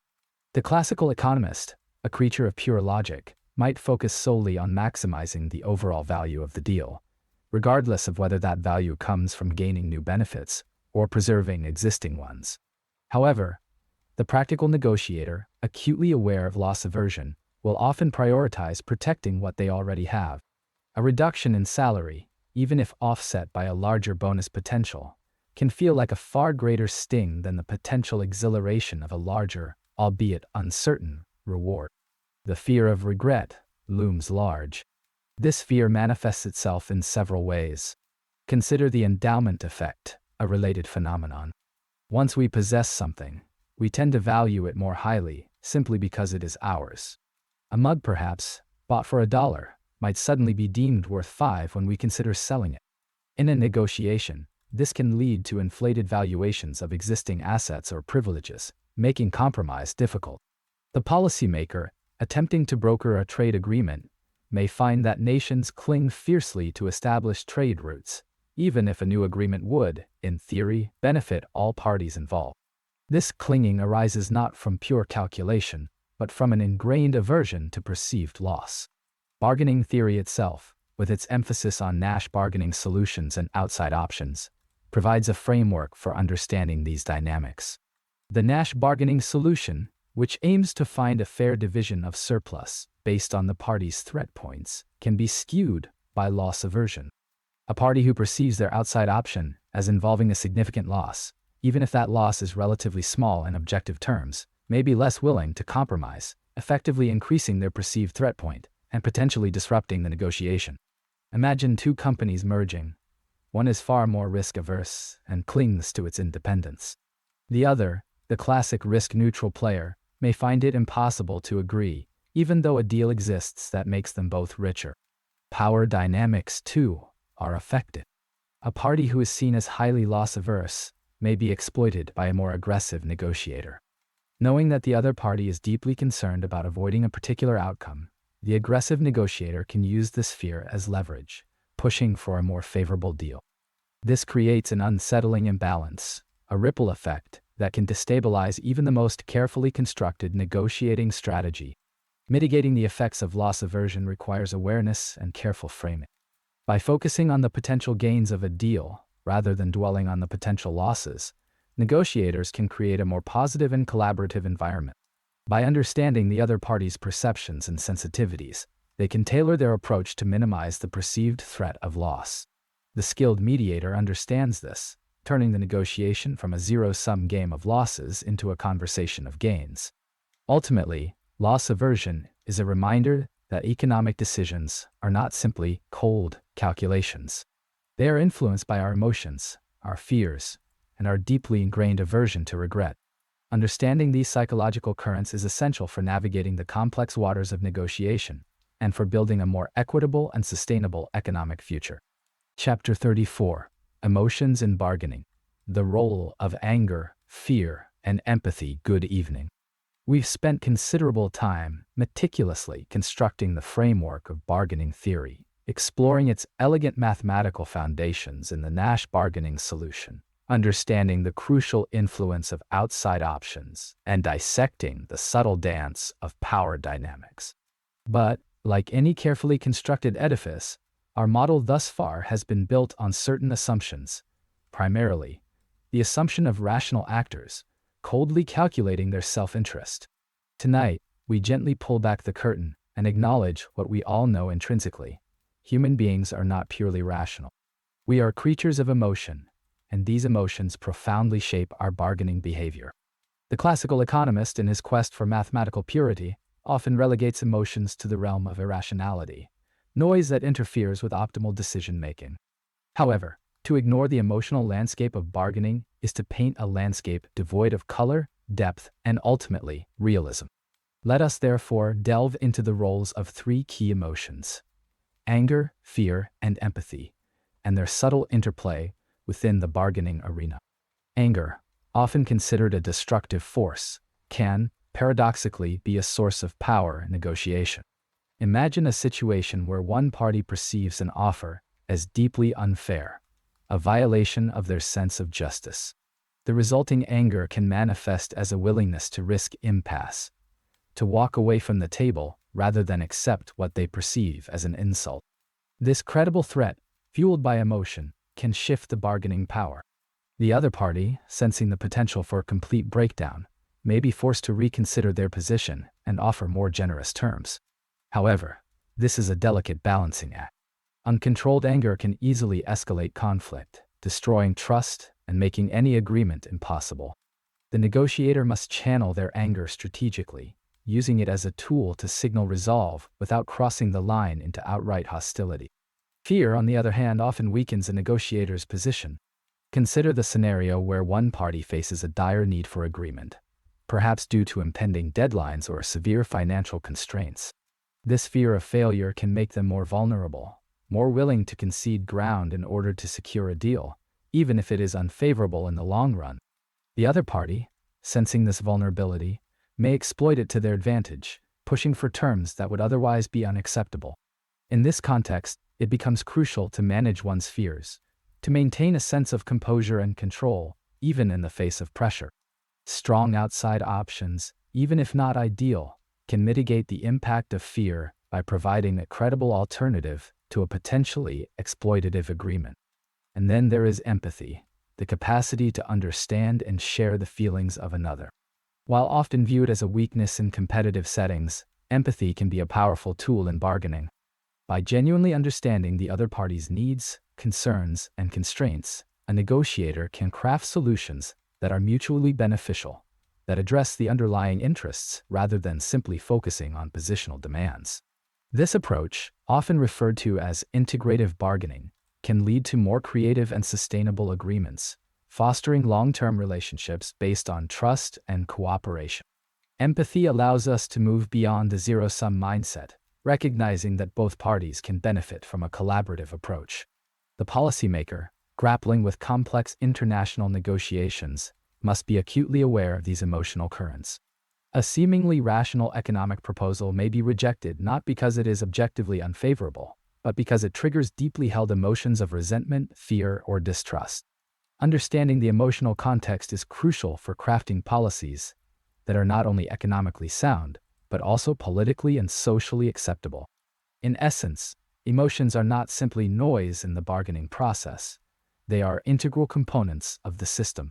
They influence our perceptions, shape our motivations, and ultimately determine the outcomes of our negotiations.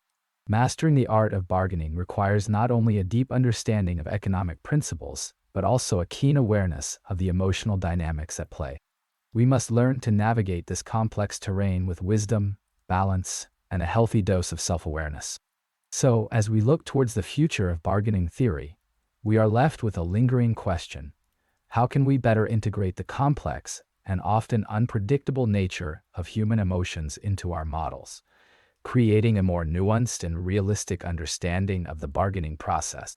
What new analytical tools can we develop to account for the influence of emotions, And how can we use this knowledge to foster more effective and equitable negotiations in all spheres of life? Gender differences in negotiation styles. We've spent considerable time navigating the broad landscape of negotiation, the dance of interests, the ebb and flow of concessions. Now, let's gently steer our attention towards a more specific, and often debated, current within that landscape: the role of gender.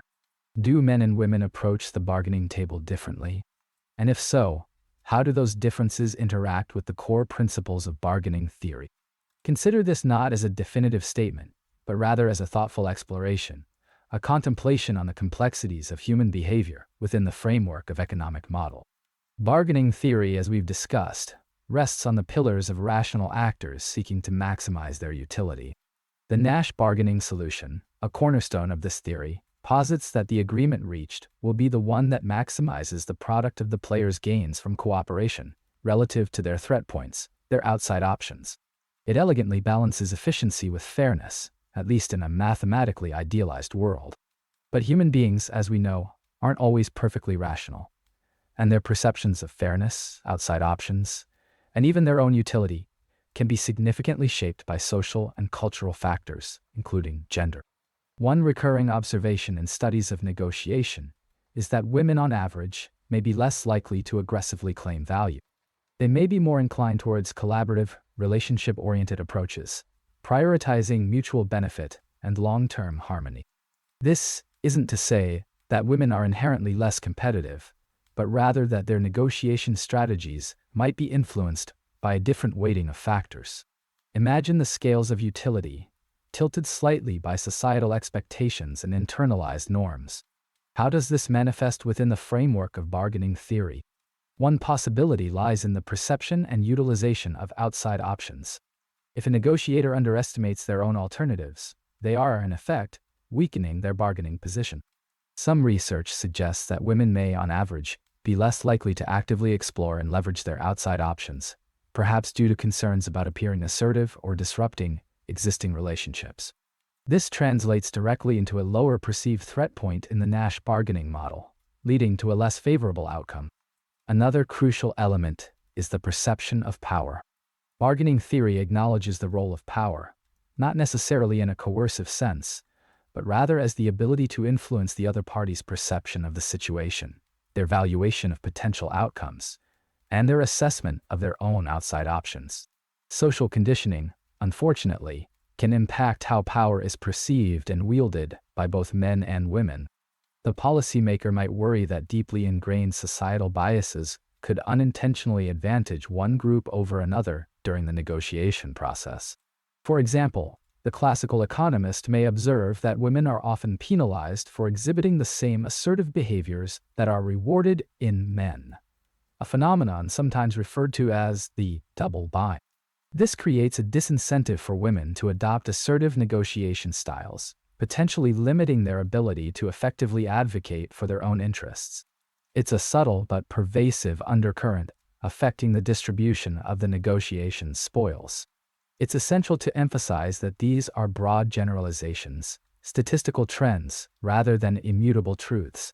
Individual differences are far more significant than gender differences when it comes to predicting negotiation behavior. There are many women who are highly skilled and assertive negotiators, just as there are many men who prioritize collaboration and relationship building. This exploration is about understanding the potential influence of gendered social norms on negotiation dynamics, not about reinforcing stereotypes. Further, we need to consider how different cultural contexts might moderate these observed differences. What holds true in one society might not hold true in another. The flow of negotiation strategies is always shaped by the terrain of culture. So, as we gently close this chapter, let us ponder a question. If cultural influences significantly shape negotiation strategies, can intentional interventions, education, training, and awareness effectively mitigate the potential disadvantages faced by certain groups in bargaining situations? Can we, in effect, nudge the system towards a more equitable and efficient outcome? The answer, as always, lies in further exploration, a deeper understanding of the complex interplay of economics, psychology, and societal norms. And that's where we will begin our next journey. Chapter 36. Cultural Variations in Bargaining Practices. The elegant, if somewhat idealized, models of bargaining theory, particularly those surrounding Nash bargaining solutions, the influence of outside options, and the dynamics of power, often operate under an implicit assumption, a shared understanding of what constitutes rational behavior. But like water poured into different containers, these fundamental concepts take on diverse forms when viewed through the prism of cultural variations. What is considered a fair offer, a credible threat, or a powerful position can shift dramatically across societal boundaries. Consider, for instance, the Nash bargaining solution, which suggests an agreement that maximizes the product of each party's gain. This implicitly assumes a degree of individualistic self-interest, where each bargainer seeks to maximize their own utility. However, in collectivist cultures, the emphasis shifts from individual gain to group harmony. A bargaining outcome that demonstrably benefits one party at the expense of the group, even if individually optimal, might be perceived as unacceptable, destabilizing the entire agreement. The product of gains is superseded by the overall harmony of the system. Furthermore, the concept of outside options, the alternatives available if negotiations fail, is similarly nuanced. In some cultures, openly flaunting outside options might be interpreted as aggressive or disrespectful, potentially damaging the relationship and hindering progress. Where the classical economist might see a strategic advantage in highlighting their alternatives, a negotiator steeped in a relationship-oriented culture might prioritize building trust and avoiding confrontation, even at the potential cost of a marginally less favorable outcome. The perceived value of an outside option becomes intertwined with the social cost of invoking it. The dynamics of power, too, are far from uniform. Bargaining power, in its purest economic sense, often derives from control over resources, information, or the ability to impose costs on the other party. However, cultural norms dictate how this power can be exercised. In some societies, direct displays of dominance are acceptable, even expected. In others, subtlety and indirect influence are favored. The policymaker might possess undeniable leverage, but choose to wield it with restraint, recognizing that a perceived abuse of power could erode long-term trust and cooperation. Take, for example, the role of intermediaries.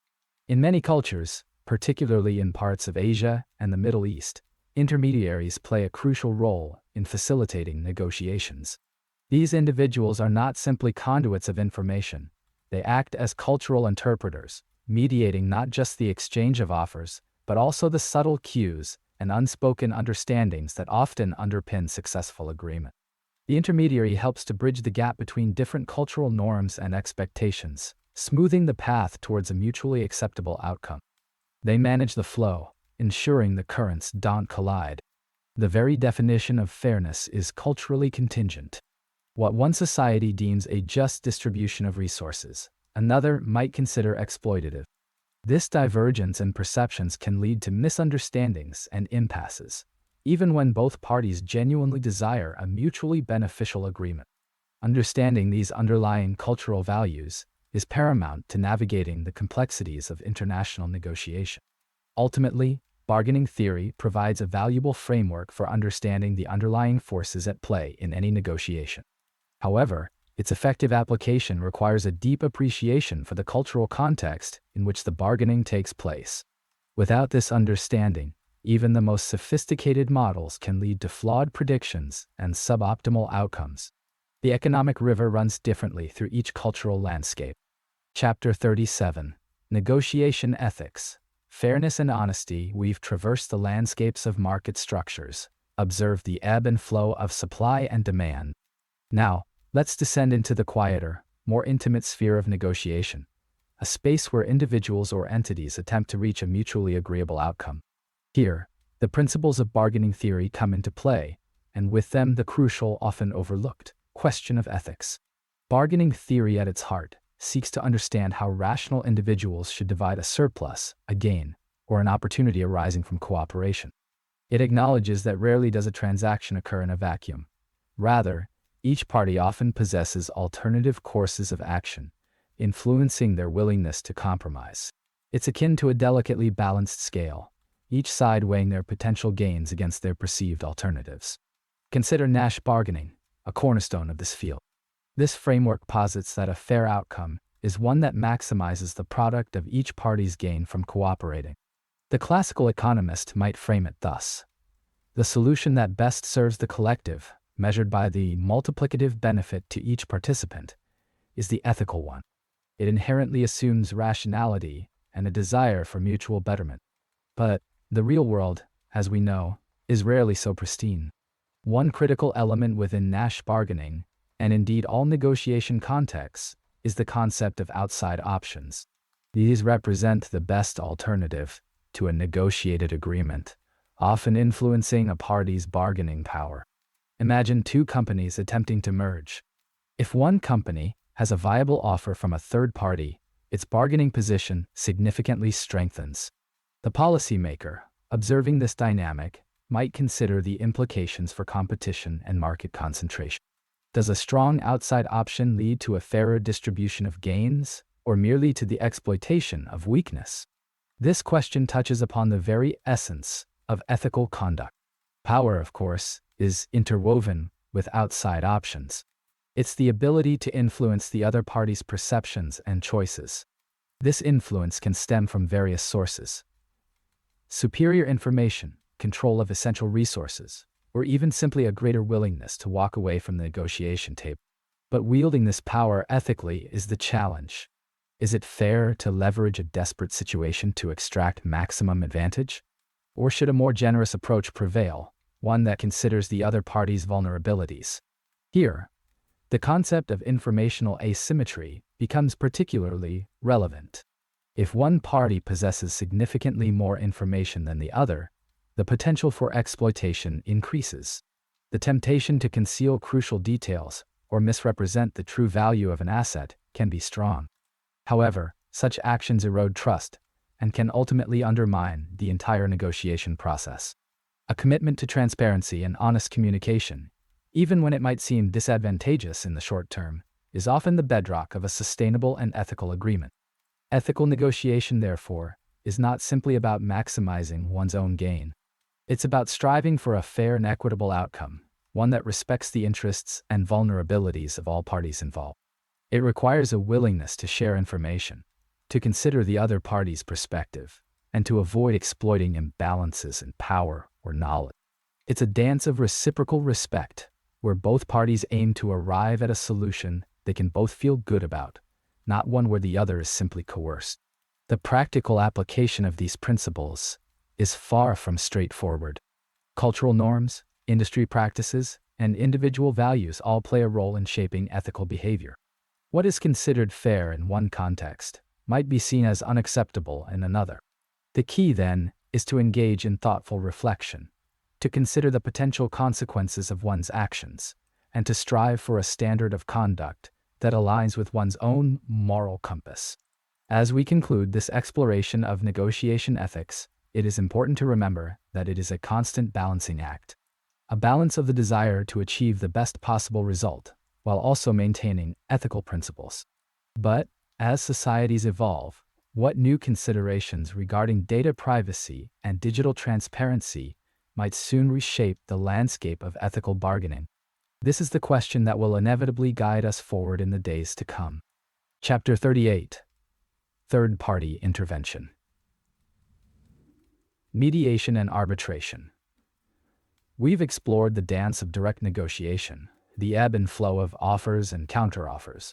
But sometimes, the river of discourse runs dry, dammed by intransigence or miscommunication. In these situations, the introduction of a third party, acting as mediator or arbitrator, can be the catalyst for resolution.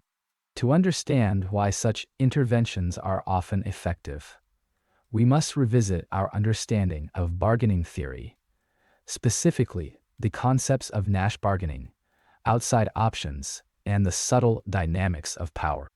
Let us begin with the Nash bargaining solution. Imagine two parties locked in a dispute, attempting to divide a pie. Perhaps it's a surplus generated by a joint venture, or the proceeds from a lawsuit. The Nash bargaining solution suggests that a fair outcome, in a mathematically defined sense, maximizes the product of each party's gain relative to what they would receive if the negotiation failed entirely. This failure point is crucial. It represents the value each party would obtain in the absence of any agreement whatsoever. A mediator often helps parties clearly define this no agreement position. They might pose questions like, what happens to your business if this deal falls through? Or what are the likely legal costs if we end up in court? This process of clarification, of shining a light on the alternatives, can reframe the bargaining landscape. Now, let us introduce the idea of outside options. These represent opportunities available to each party outside of the current negotiation. A firm, for example, might have the option of pursuing a similar deal with a different partner. A worker might have another job offer on the table. These outside options significantly influence the bargaining power. If one party possesses a strong outside option, meaning a readily available and attractive alternative, they can credibly demand a larger share of the pie.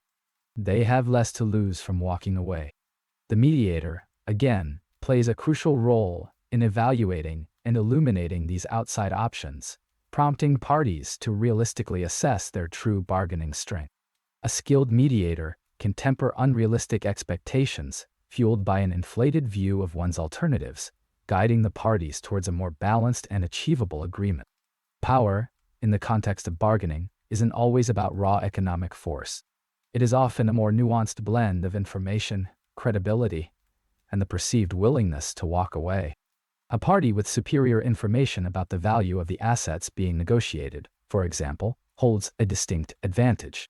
Similarly, a party with a reputation for being uncompromising may extract a more favorable outcome, simply because the other party perceives the cost of prolonged disagreement to be too high. Here, we can see where the perceived outside option is as critical as the real option. A mediator can subtly shift these power dynamics by providing a neutral platform for information exchange, correcting misperceptions, and encouraging empathy between the negotiating parties.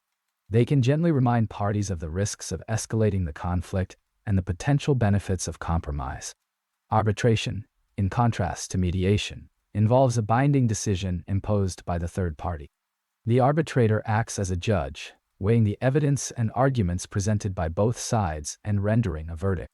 While arbitration removes the need for continued negotiation, its effectiveness still hinges on understanding the underlying power dynamics and outside options. Arbitrators, ideally, strive to reach a decision that approximates the outcome that would have resulted from a fair and informed negotiation. They often look to industry standards, legal precedents, and economic analyses to ensure their decision is both equitable and sustainable. Even in arbitration, the threat of rejection by both parties can influence the final decision, forcing the arbitrator to consider the acceptability of their decision, which, in turn, forces them to consider the underlying bargaining positions of each party. Third-party intervention, whether through mediation or arbitration, serves as a vital mechanism for resolving conflicts and facilitating economic transactions. By clarifying interests, evaluating outside options, and rebalancing power dynamics, these interventions can unlock mutually beneficial outcomes that might otherwise remain elusive. The goal isn't to force a solution, but to guide the parties towards a more informed and balanced understanding of their own positions and the potential for collaborative gain. But what happens when the intervention itself is biased? How do we ensure that mediators and arbitrators themselves are truly neutral? And how can we quantify the potential gains or losses arising from their intervention? This question leads us towards considering the economics of procedural fairness, a topic we will explore in our next chapter. Chapter 39. Designing Effective Negotiation Strategies. Having journeyed through the landscape of market failures, we now turn our attention to the intricacies of negotiation. Where perfect competition fades, the art of bargaining rises, shaping agreements and influencing outcomes. Tonight, we'll explore the elegant framework of bargaining theory, touching upon the foundational concepts of Nash bargaining, the significance of outside options, and the subtle dance of power dynamics. Imagine a balanced scale, delicately poised between opposing forces. This, in essence, is the core of negotiation. Bargaining theory seeks to understand how parties reach mutually acceptable agreements, even when their interests are not perfectly aligned. A cornerstone of this theory is the Nash bargaining solution, an analytical concept seeking to determine the fairest outcome when two parties negotiate a surplus. This fairness isn't necessarily about equal division, but rather about maximizing the product of each party's gain from the agreement compared to what they'd get if no agreement was reached, their disagreement payoff. The beauty of the Nash bargaining solution lies in its axiomatic approach. It posits certain desirable properties of a negotiation outcome, such as Pareto efficiency, symmetry, and independence of irrelevant alternatives. Through these axioms, the theory leads to a unique solution, a point of equilibrium where both parties have a vested interest in reaching an agreement. Now, let's introduce the concept of outside options. Picture a river flowing towards a confluence. Each negotiator has a parallel stream, an alternative course of action if the main river, the negotiation, dries up. These outside options dramatically impact the bargaining power of each party. A strong outside option strengthens a negotiator's position. If a party has a viable alternative to the agreement, they are less reliant on the current negotiation's success and can demand a larger share of the surplus.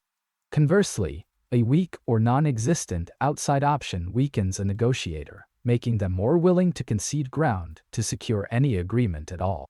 The policymaker, designing international trade agreements, must always be keenly aware of each nation's outside options, other potential trading partners perhaps, to understand the balance of power. This brings us to the often murky waters of power. Power in negotiation isn't solely defined by outside options, although they contribute significantly. It's a more complex blend of factors, including information asymmetry, the ability to commit credibly to a bargaining position, and even psychological factors such as risk aversion and the willingness to engage in conflict. The classical economist, examining labor negotiations, would note how a strong union, possessing both credible strike threats and extensive information about the company's financial health, wields considerable power. Conversely, workers lacking such resources face a less favorable bargaining environment. The distribution of power is rarely static. It ebbs and flows depending on the context, the specific issues at stake, and the perceived stakes for each party. Skilled negotiators understand this fluidity and adapt their strategies accordingly. They seek to uncover hidden, outside options, reduce information asymmetries, and build alliances to strengthen their bargaining position. They understand that the game of negotiation is not simply about dividing a fixed pie, but about potentially expanding the pie through creative solutions and mutually beneficial agreements. This is where the true art of negotiation lies, in identifying opportunities to create value where none previously existed. Think of it as a delicate dance of influence, a constant calibration of needs and desires. It's a dynamic system, constantly adjusting to new information and evolving power dynamics. The study of bargaining theory provides us with a framework for understanding these complexities, for navigating the treacherous waters of negotiation with greater awareness and strategic intent. And as we consider these strategic approaches, we are left to wonder, how do cultural norms and individual biases further shape these negotiations? What unspoken assumptions are brought to the table, and how can we account for these in our strategies? These questions await us as we continue our exploration of economics and human interaction. Chapter 40. Using bargaining theory in everyday life tonight, we shift from abstract models to the tangible reality of everyday negotiation. Bargaining theory, so often confined to the realm of economics journals, offers a surprisingly illuminating lens through which to understand our interactions. From haggling over a price at a market to dividing household chores with a partner. At its heart, bargaining theory attempts to predict the outcome of negotiations between two or more parties.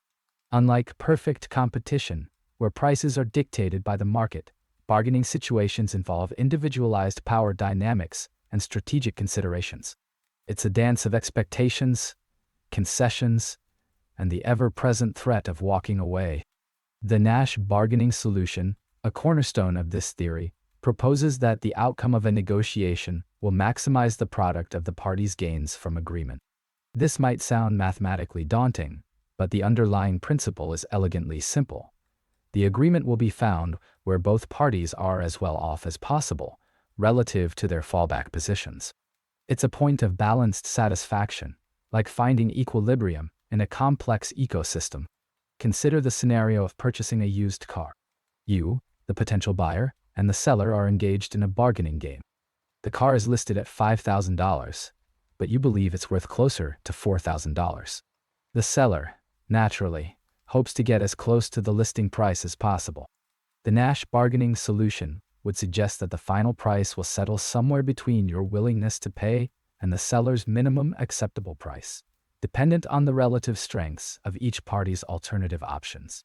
This brings us to the crucial concept of outside options.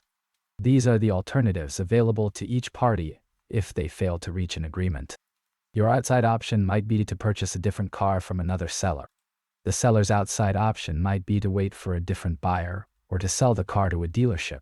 The more attractive your outside option, the stronger your bargaining position. Imagine the flow of power shifting as one party's alternative becomes more appealing. Outside options define the threat point or disagreement point, the payoffs each party receives if they walk away. If your best alternative to buying this particular car is a nearly identical car for $4,200, this dramatically limits the seller's ability to extract a high price.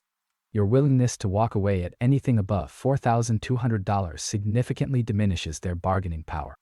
Related to outside options is the concept of power within a negotiation. Power isn't necessarily about brute force. It's about the ability to influence the other party's perception of their outside options and, consequently, their willingness to concede. The party with the weaker outside option is inherently more vulnerable. A seasoned negotiator understands this and will actively attempt to improve their own outside options while simultaneously attempting to undermine those of the other party. Think of a salary negotiation. Your employer's power stems, in part, from the fact that many other candidates might be willing to accept the same position at a lower salary. However, your power comes from your unique skill set and the potential value you bring to the company. If your skills are rare and highly sought after, your outside option, finding a similar, or even better, job elsewhere, becomes significantly more attractive, thus shifting the balance of power in your favor. The principles of bargaining theory can be applied to a multitude of situations. Dividing household chores requires negotiation and an understanding of each partner's outside options. What happens if they refuse to do their share? International trade agreements are complex bargaining processes where nations weigh the benefits of cooperation against the potential gains of unilateral action.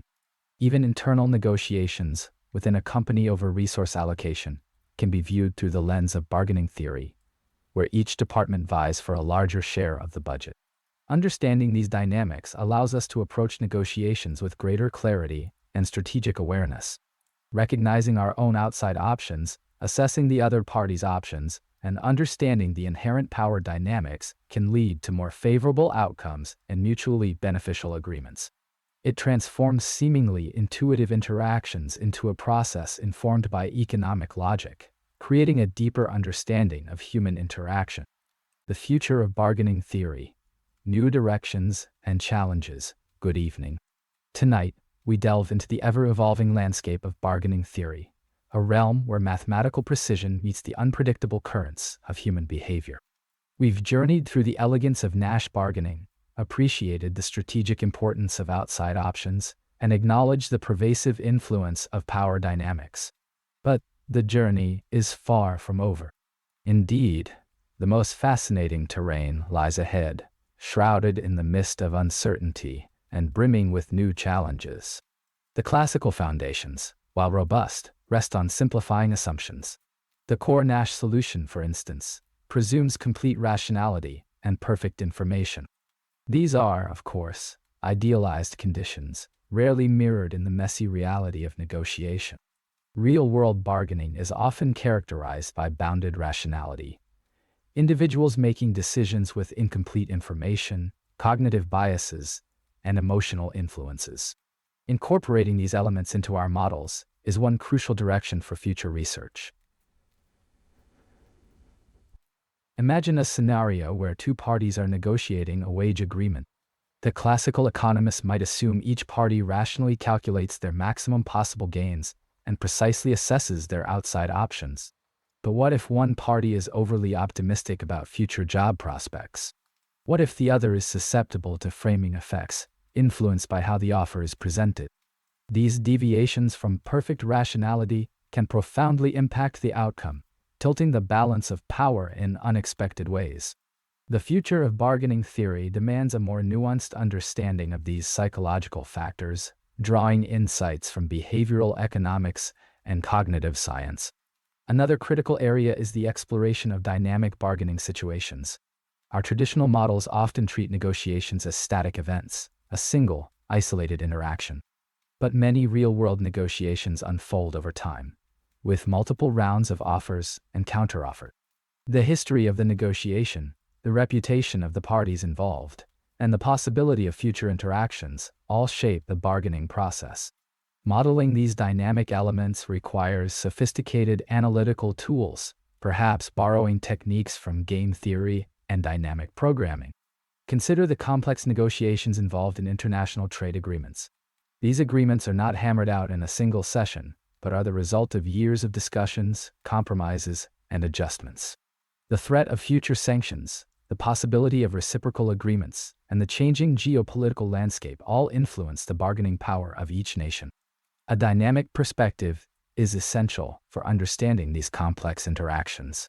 Furthermore, the traditional focus on individual bargaining needs to be broadened to encompass collective bargaining and network effect. In many situations, individuals negotiate not as isolated actors, but as part of a larger group or network. The bargaining power of a union, for instance, depends not only on its own resources, but also on the solidarity of its members and the bargaining power of other unions. Similarly, the value of a technology standard depends not only on its inherent qualities, but also on the size of its user base.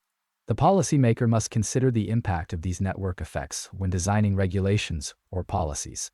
Encouraging competition, fostering collaboration, and promoting transparency can all influence the bargaining power of different groups and lead to more equitable outcomes.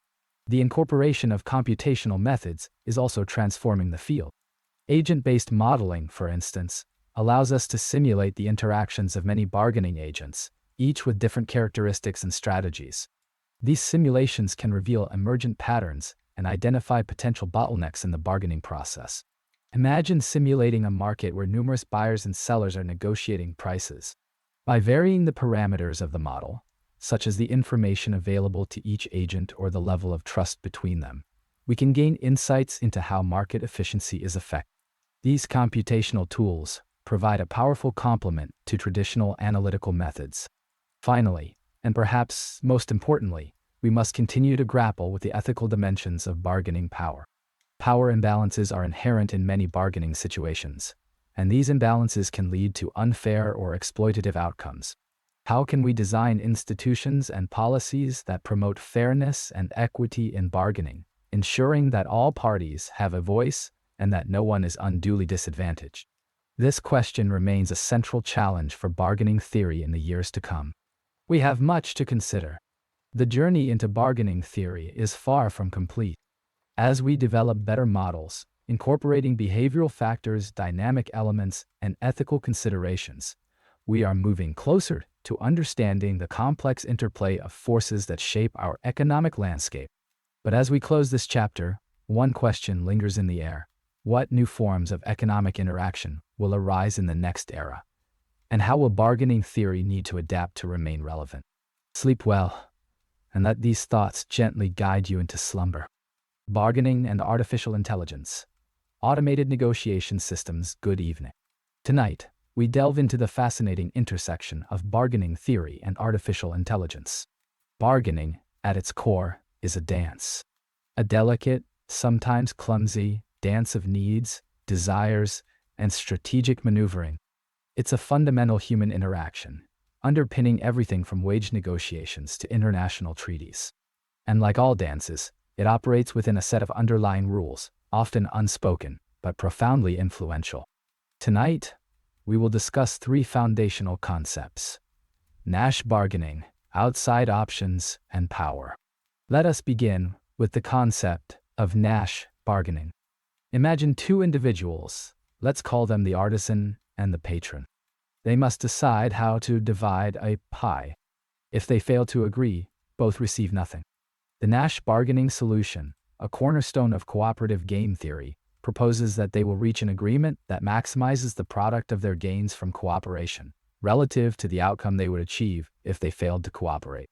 It's a solution predicated on efficiency and fairness, seeking to distribute the gains in a way that acknowledges each party's contribution and aversion to risk. Think of it as finding the equilibrium point on a seesaw, where the weights on each side create perfect balance. However, the elegance of Nash bargaining rests on certain assumptions. One critical assumption is the absence of outside options. What if the artisan, in our pie-sharing scenario, has another potential patron willing to offer a smaller, but still significant, piece of a different pie? This introduces the concept of outside options, which significantly alter the bargaining dynamics. The artisan's outside option provides a baseline, a floor, below which they will not accept any offer from the original patron. It shifts the bargaining power, granting the artisan greater leverage to demand a larger share of the first pie. The presence of viable alternatives fundamentally reshapes the landscape of negotiation. This brings us to the third, and perhaps most nuanced, element: power. Power in bargaining extends beyond simply having favorable outside options.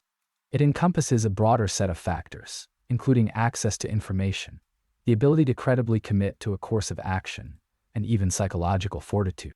The classical economist might argue that power ultimately stems from resource control, but in reality, it is a far more multifaceted concept. The policymaker recognizes that regulatory frameworks, social norms, and even subtle biases can significantly influence the distribution of power in a negotiation. Now, consider the implications of artificial intelligence for this intricate dance. Automated negotiation systems are emerging as powerful tools capable of participating in, and even dominating, bargaining scenarios. These systems, fueled by machine learning algorithms, can analyze vast amounts of data, identify optimal strategies, and adapt to changing circumstances with unparalleled speed and precision. Imagine an ants, representing the artisan, meticulously calculating the patron's willingness to pay, identifying hidden preferences, and crafting proposals designed to maximize the artisan's share of the pie, all while remaining impervious to emotional biases. The rise of ants raises profound questions about fairness, transparency, and the future of human-to-human interaction. Will these systems exacerbate existing power imbalances, or will they democratize bargaining by providing individuals with access to sophisticated negotiation strategies? Will the increasing prevalence of ANDs lead to a race to the bottom, where algorithmic precision trumps ethical considerations? These are not merely technical questions. They are deeply ethical and societal challenges that demand careful consideration. One can easily envision a future where complex commercial transactions are routinely handled by AI-powered negotiators, analyzing contracts, assessing risks, and securing the best possible terms for their human clients. This represents a significant shift in the way we conduct business, requiring us to reevaluate our understanding of fairness, efficiency, and the very nature of negotiation itself. It is a future full of promise, but also fraught with potential pitfalls. As we conclude this evening's exploration, consider this: if AI can master the art of bargaining, what will become of human intuition, empathy, and the complex social cues that have traditionally shaped our negotiations? And as these systems become increasingly sophisticated, how do we ensure they operate within a framework of ethical principles that reflect our shared values? These are questions that will undoubtedly shape the future of bargaining, and indeed, the future of economic interaction. What role will regulation play in shaping the future of AI-driven negotiations? That is a thread for another evening. Sleep well. Chapter 43. The ethical implications of AI in bargaining. Good evening. Tonight, we delve into a topic that is both fascinating and potentially unsettling: the ethical implications of artificial intelligence within the framework of bargaining theory. We've explored how individuals and even nations arrive at agreements. But what happens when one or both sides of the table are represented not by human negotiators, but by algorithms? The power dynamics shift, the calculations become more complex, and the ethical considerations multiply. Consider first the classical Nash bargaining solution.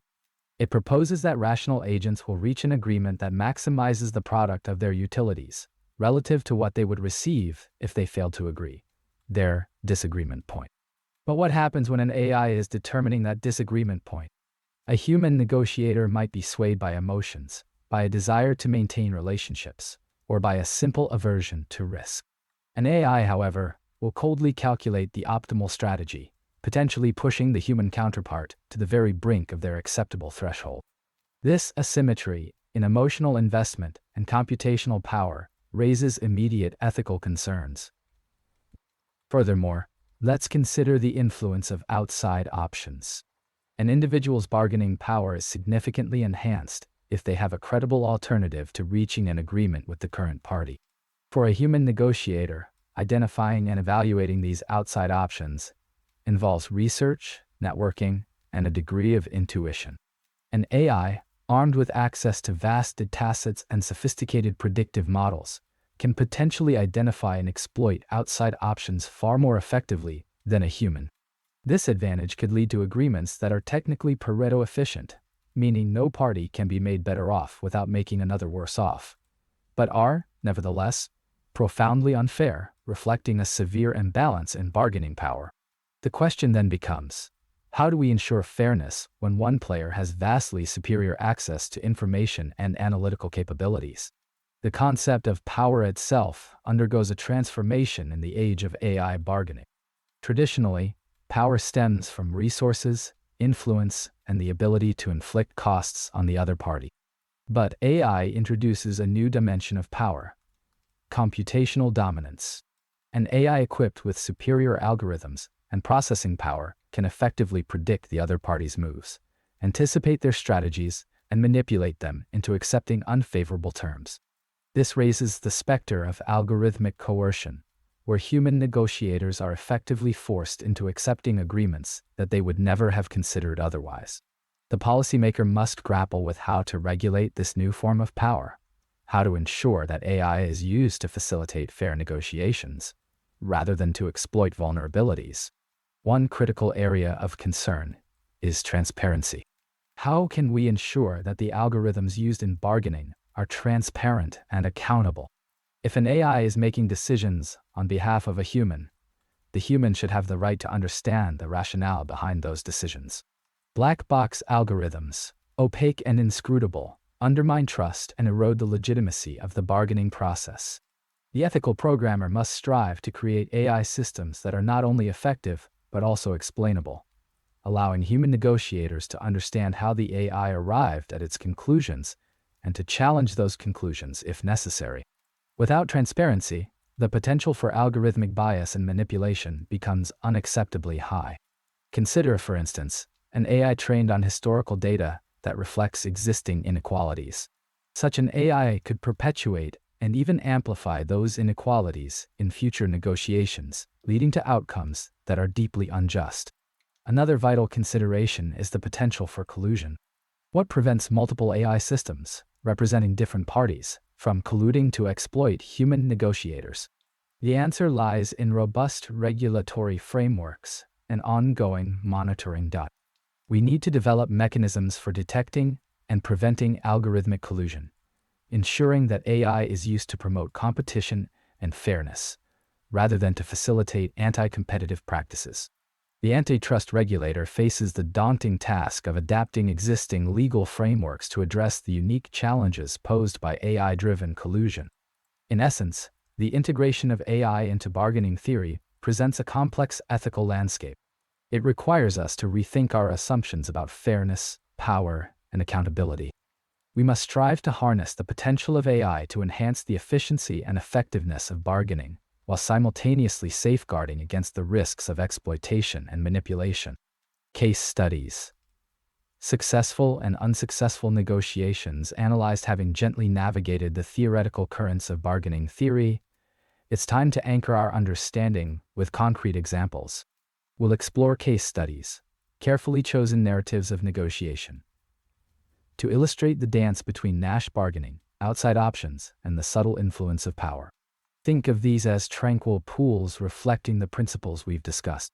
Let's begin with a successful negotiation. The restructuring of a multinational corporation's debt. Imagine a large company, burdened by unsustainable debt, facing a consortium of creditors. The classical economist might suggest a purely rational calculation, driven solely by optimizing individual returns. However, the reality is far more nuanced. In this scenario, both the corporation and the creditors possessed outside options. The corporation could declare bankruptcy, restructuring under legal protection, potentially leaving creditors with significantly reduced returns. The creditors, in turn, could aggressively pursue legal action to seize assets. These outside options defined the threat point in the Nash bargaining framework, the minimum each party was willing to accept. The key to success lay in recognizing the mutual cost of pursuing those outside options. Bankruptcy would damage the corporation's brand and future prospect. Aggressive legal action would be expensive and time-consuming for the creditors. The power dynamic, initially skewed towards the creditors due to the corporation's financial vulnerability, shifted as the corporation demonstrated a credible threat of bankruptcy. The final agreement, a negotiated debt restructuring plan, represented a Nash equilibrium. Each party received more than their outside option would have provided, and no unilateral deviation would have improved either party's outcome. The process involved intricate calculations of present value, risk assessment, and, crucially, an understanding of the other party's constraints and motivations. It was a careful calibration, a balancing act between competing interests. Now let's turn to a less successful case. A trade negotiation between two countries regarding agricultural tariffs. Initially, both nations aimed for mutually beneficial free trade. However, the policymaker in one nation faced intense domestic pressure from agricultural lobbies resistant to foreign competition. This internal pressure effectively lowered their outside option, the alternative to a trade agreement. They were willing to accept a less advantageous deal to appease powerful domestic interests. Simultaneously, the other nation, possessing a stronger agricultural sector, held considerable power. They recognized the first nation's weakened bargaining position and pushed for terms that heavily favored their own agricultural exports. While a trade agreement was ultimately reached, it was far from a Nash equilibrium. The first nation accepted a deal significantly below what they would have achieved with stronger domestic support, effectively sacrificing national welfare to satisfy specific interest groups. This case highlights how power, often derived from factors outside the immediate bargaining context, such as domestic political considerations, can distort the outcome. The threat point, the fallback position, was artificially lowered, leading to a suboptimal result. The elegance of the Nash bargaining solution was disrupted by the messy reality of political influence. These case studies, though simplified, illustrate the complexities inherent in real-world negotiations. They demonstrate that bargaining power isn't solely a function of economic strength. It's a dynamic interplay of outside options, credible threats, and the influence of external factors. As we drift onward, consider this. How does the perceived fairness of a negotiations process and outcome influence the long-term stability of the agreement? This question will gently guide us toward our next exploration of behavioral economics and its impact on bargaining. Chapter 45. Conclusion. Towards more efficient and equitable agency relationships, we have navigated the intricate landscape of principal-agent problems, tracing its valleys of asymmetric information and scaling its peaks of contractual design. The journey, while perhaps winding, has hopefully illuminated the fundamental tension at the heart of so many economic interactions: the misalignment of incentives between those who delegate authority and those who exercise it. Now, as the dusk settles on our exploration, let us consider the path forward, a path leading towards more efficient and equitable agency relationships. It proposes in its simplest form that rational actors, faced with the opportunity to cooperate and create value, will arrive at a solution that maximizes the product of their individual gains. This is not merely a mathematical curiosity, but a profound statement about the principles of fairness and efficiency. It suggests that, even in the absence of explicit rules or regulations, there is an inherent tendency towards mutually beneficial outcomes, a gravitational pull towards a point of balanced advantage. The classical economist, in his quiet study, would perhaps smile, acknowledging the rational core that underpins even the most complex human interactions. This isn't to say the real world perfectly mirrors this ideal, but rather that the Nash framework provides a crucial benchmark, a point of reference against which we can measure the deviations and distortions caused by incomplete information, strategic maneuvering, and the ever-present asymmetry of power. Outside options, the weight of alternatives. We then expanded our understanding to incorporate the crucial element of outside options. The power to walk away, the availability of alternative avenues, fundamentally alters the bargaining landscape. A worker with multiple job offers wields more influence in wage negotiations. A country with diverse trading partners is less vulnerable to economic coercion. Outside options represent the silent weight of alternatives, a constant undercurrent that shapes the contours of negotiation. They remind us that value is not absolute, but relative to what else is available. The entrepreneur, carefully weighing investment opportunities, understands this principle intimately. The strength of one's position in any bargain is not solely determined by the potential gains from agreement, but equally by the attractiveness of the alternatives. Power dynamics, the asymmetry of influence. Finally, we confronted the complexities of power dynamics. The idealized world of perfect symmetry, where all actors possess equal bargaining strength, rarely exists in practice. Differences in resources, information, and legal protections create inherent imbalances. These imbalances can distort the bargaining process, leading to outcomes that favor the powerful and disadvantage the vulnerable. The policymaker, grappling with the challenges of inequality and social justice, must consider the implications of bargaining theory for the distribution of wealth and opportunity. Understanding how power operates in negotiations allows us to design policies that promote fairer outcomes, level the playing field, and ensure that all voices are heard. Regulatory frameworks, antitrust laws, and labor protections are all, in essence, attempts to mitigate the effects of power imbalances and promote a more equitable distribution of bargaining power. Enduring relevance, a constant companion. The relevance of bargaining theory extends far beyond the confines of academic journals and economic models. It permeates our daily lives, shaping our interactions in markets, workplaces, and even within our own families. From negotiating the price of a car to deciding how to divide household chores, we are constantly engaged in bargaining, consciously or unconsciously. The principles we have explored, the pursuit of mutual gain, the weight of outside options, the influence of power, are always at play, shaping the outcomes we achieve. The enduring relevance of bargaining theory lies in its ability to illuminate the fundamental principles that govern strategic interaction and to provide a framework for understanding and navigating the complexities of negotiation. Conclusion and open loop. As we draw this discussion to a close and the final embers of thought fade into the night, it is worth pondering what lies beyond. We've studied the dances of individuals, the calculated moves of entities, both rational and less so. But what happens when the players change?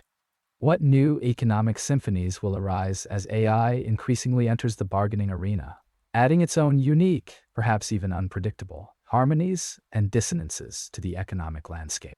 That, perhaps, is a question for another night, under a different constellation. Dig.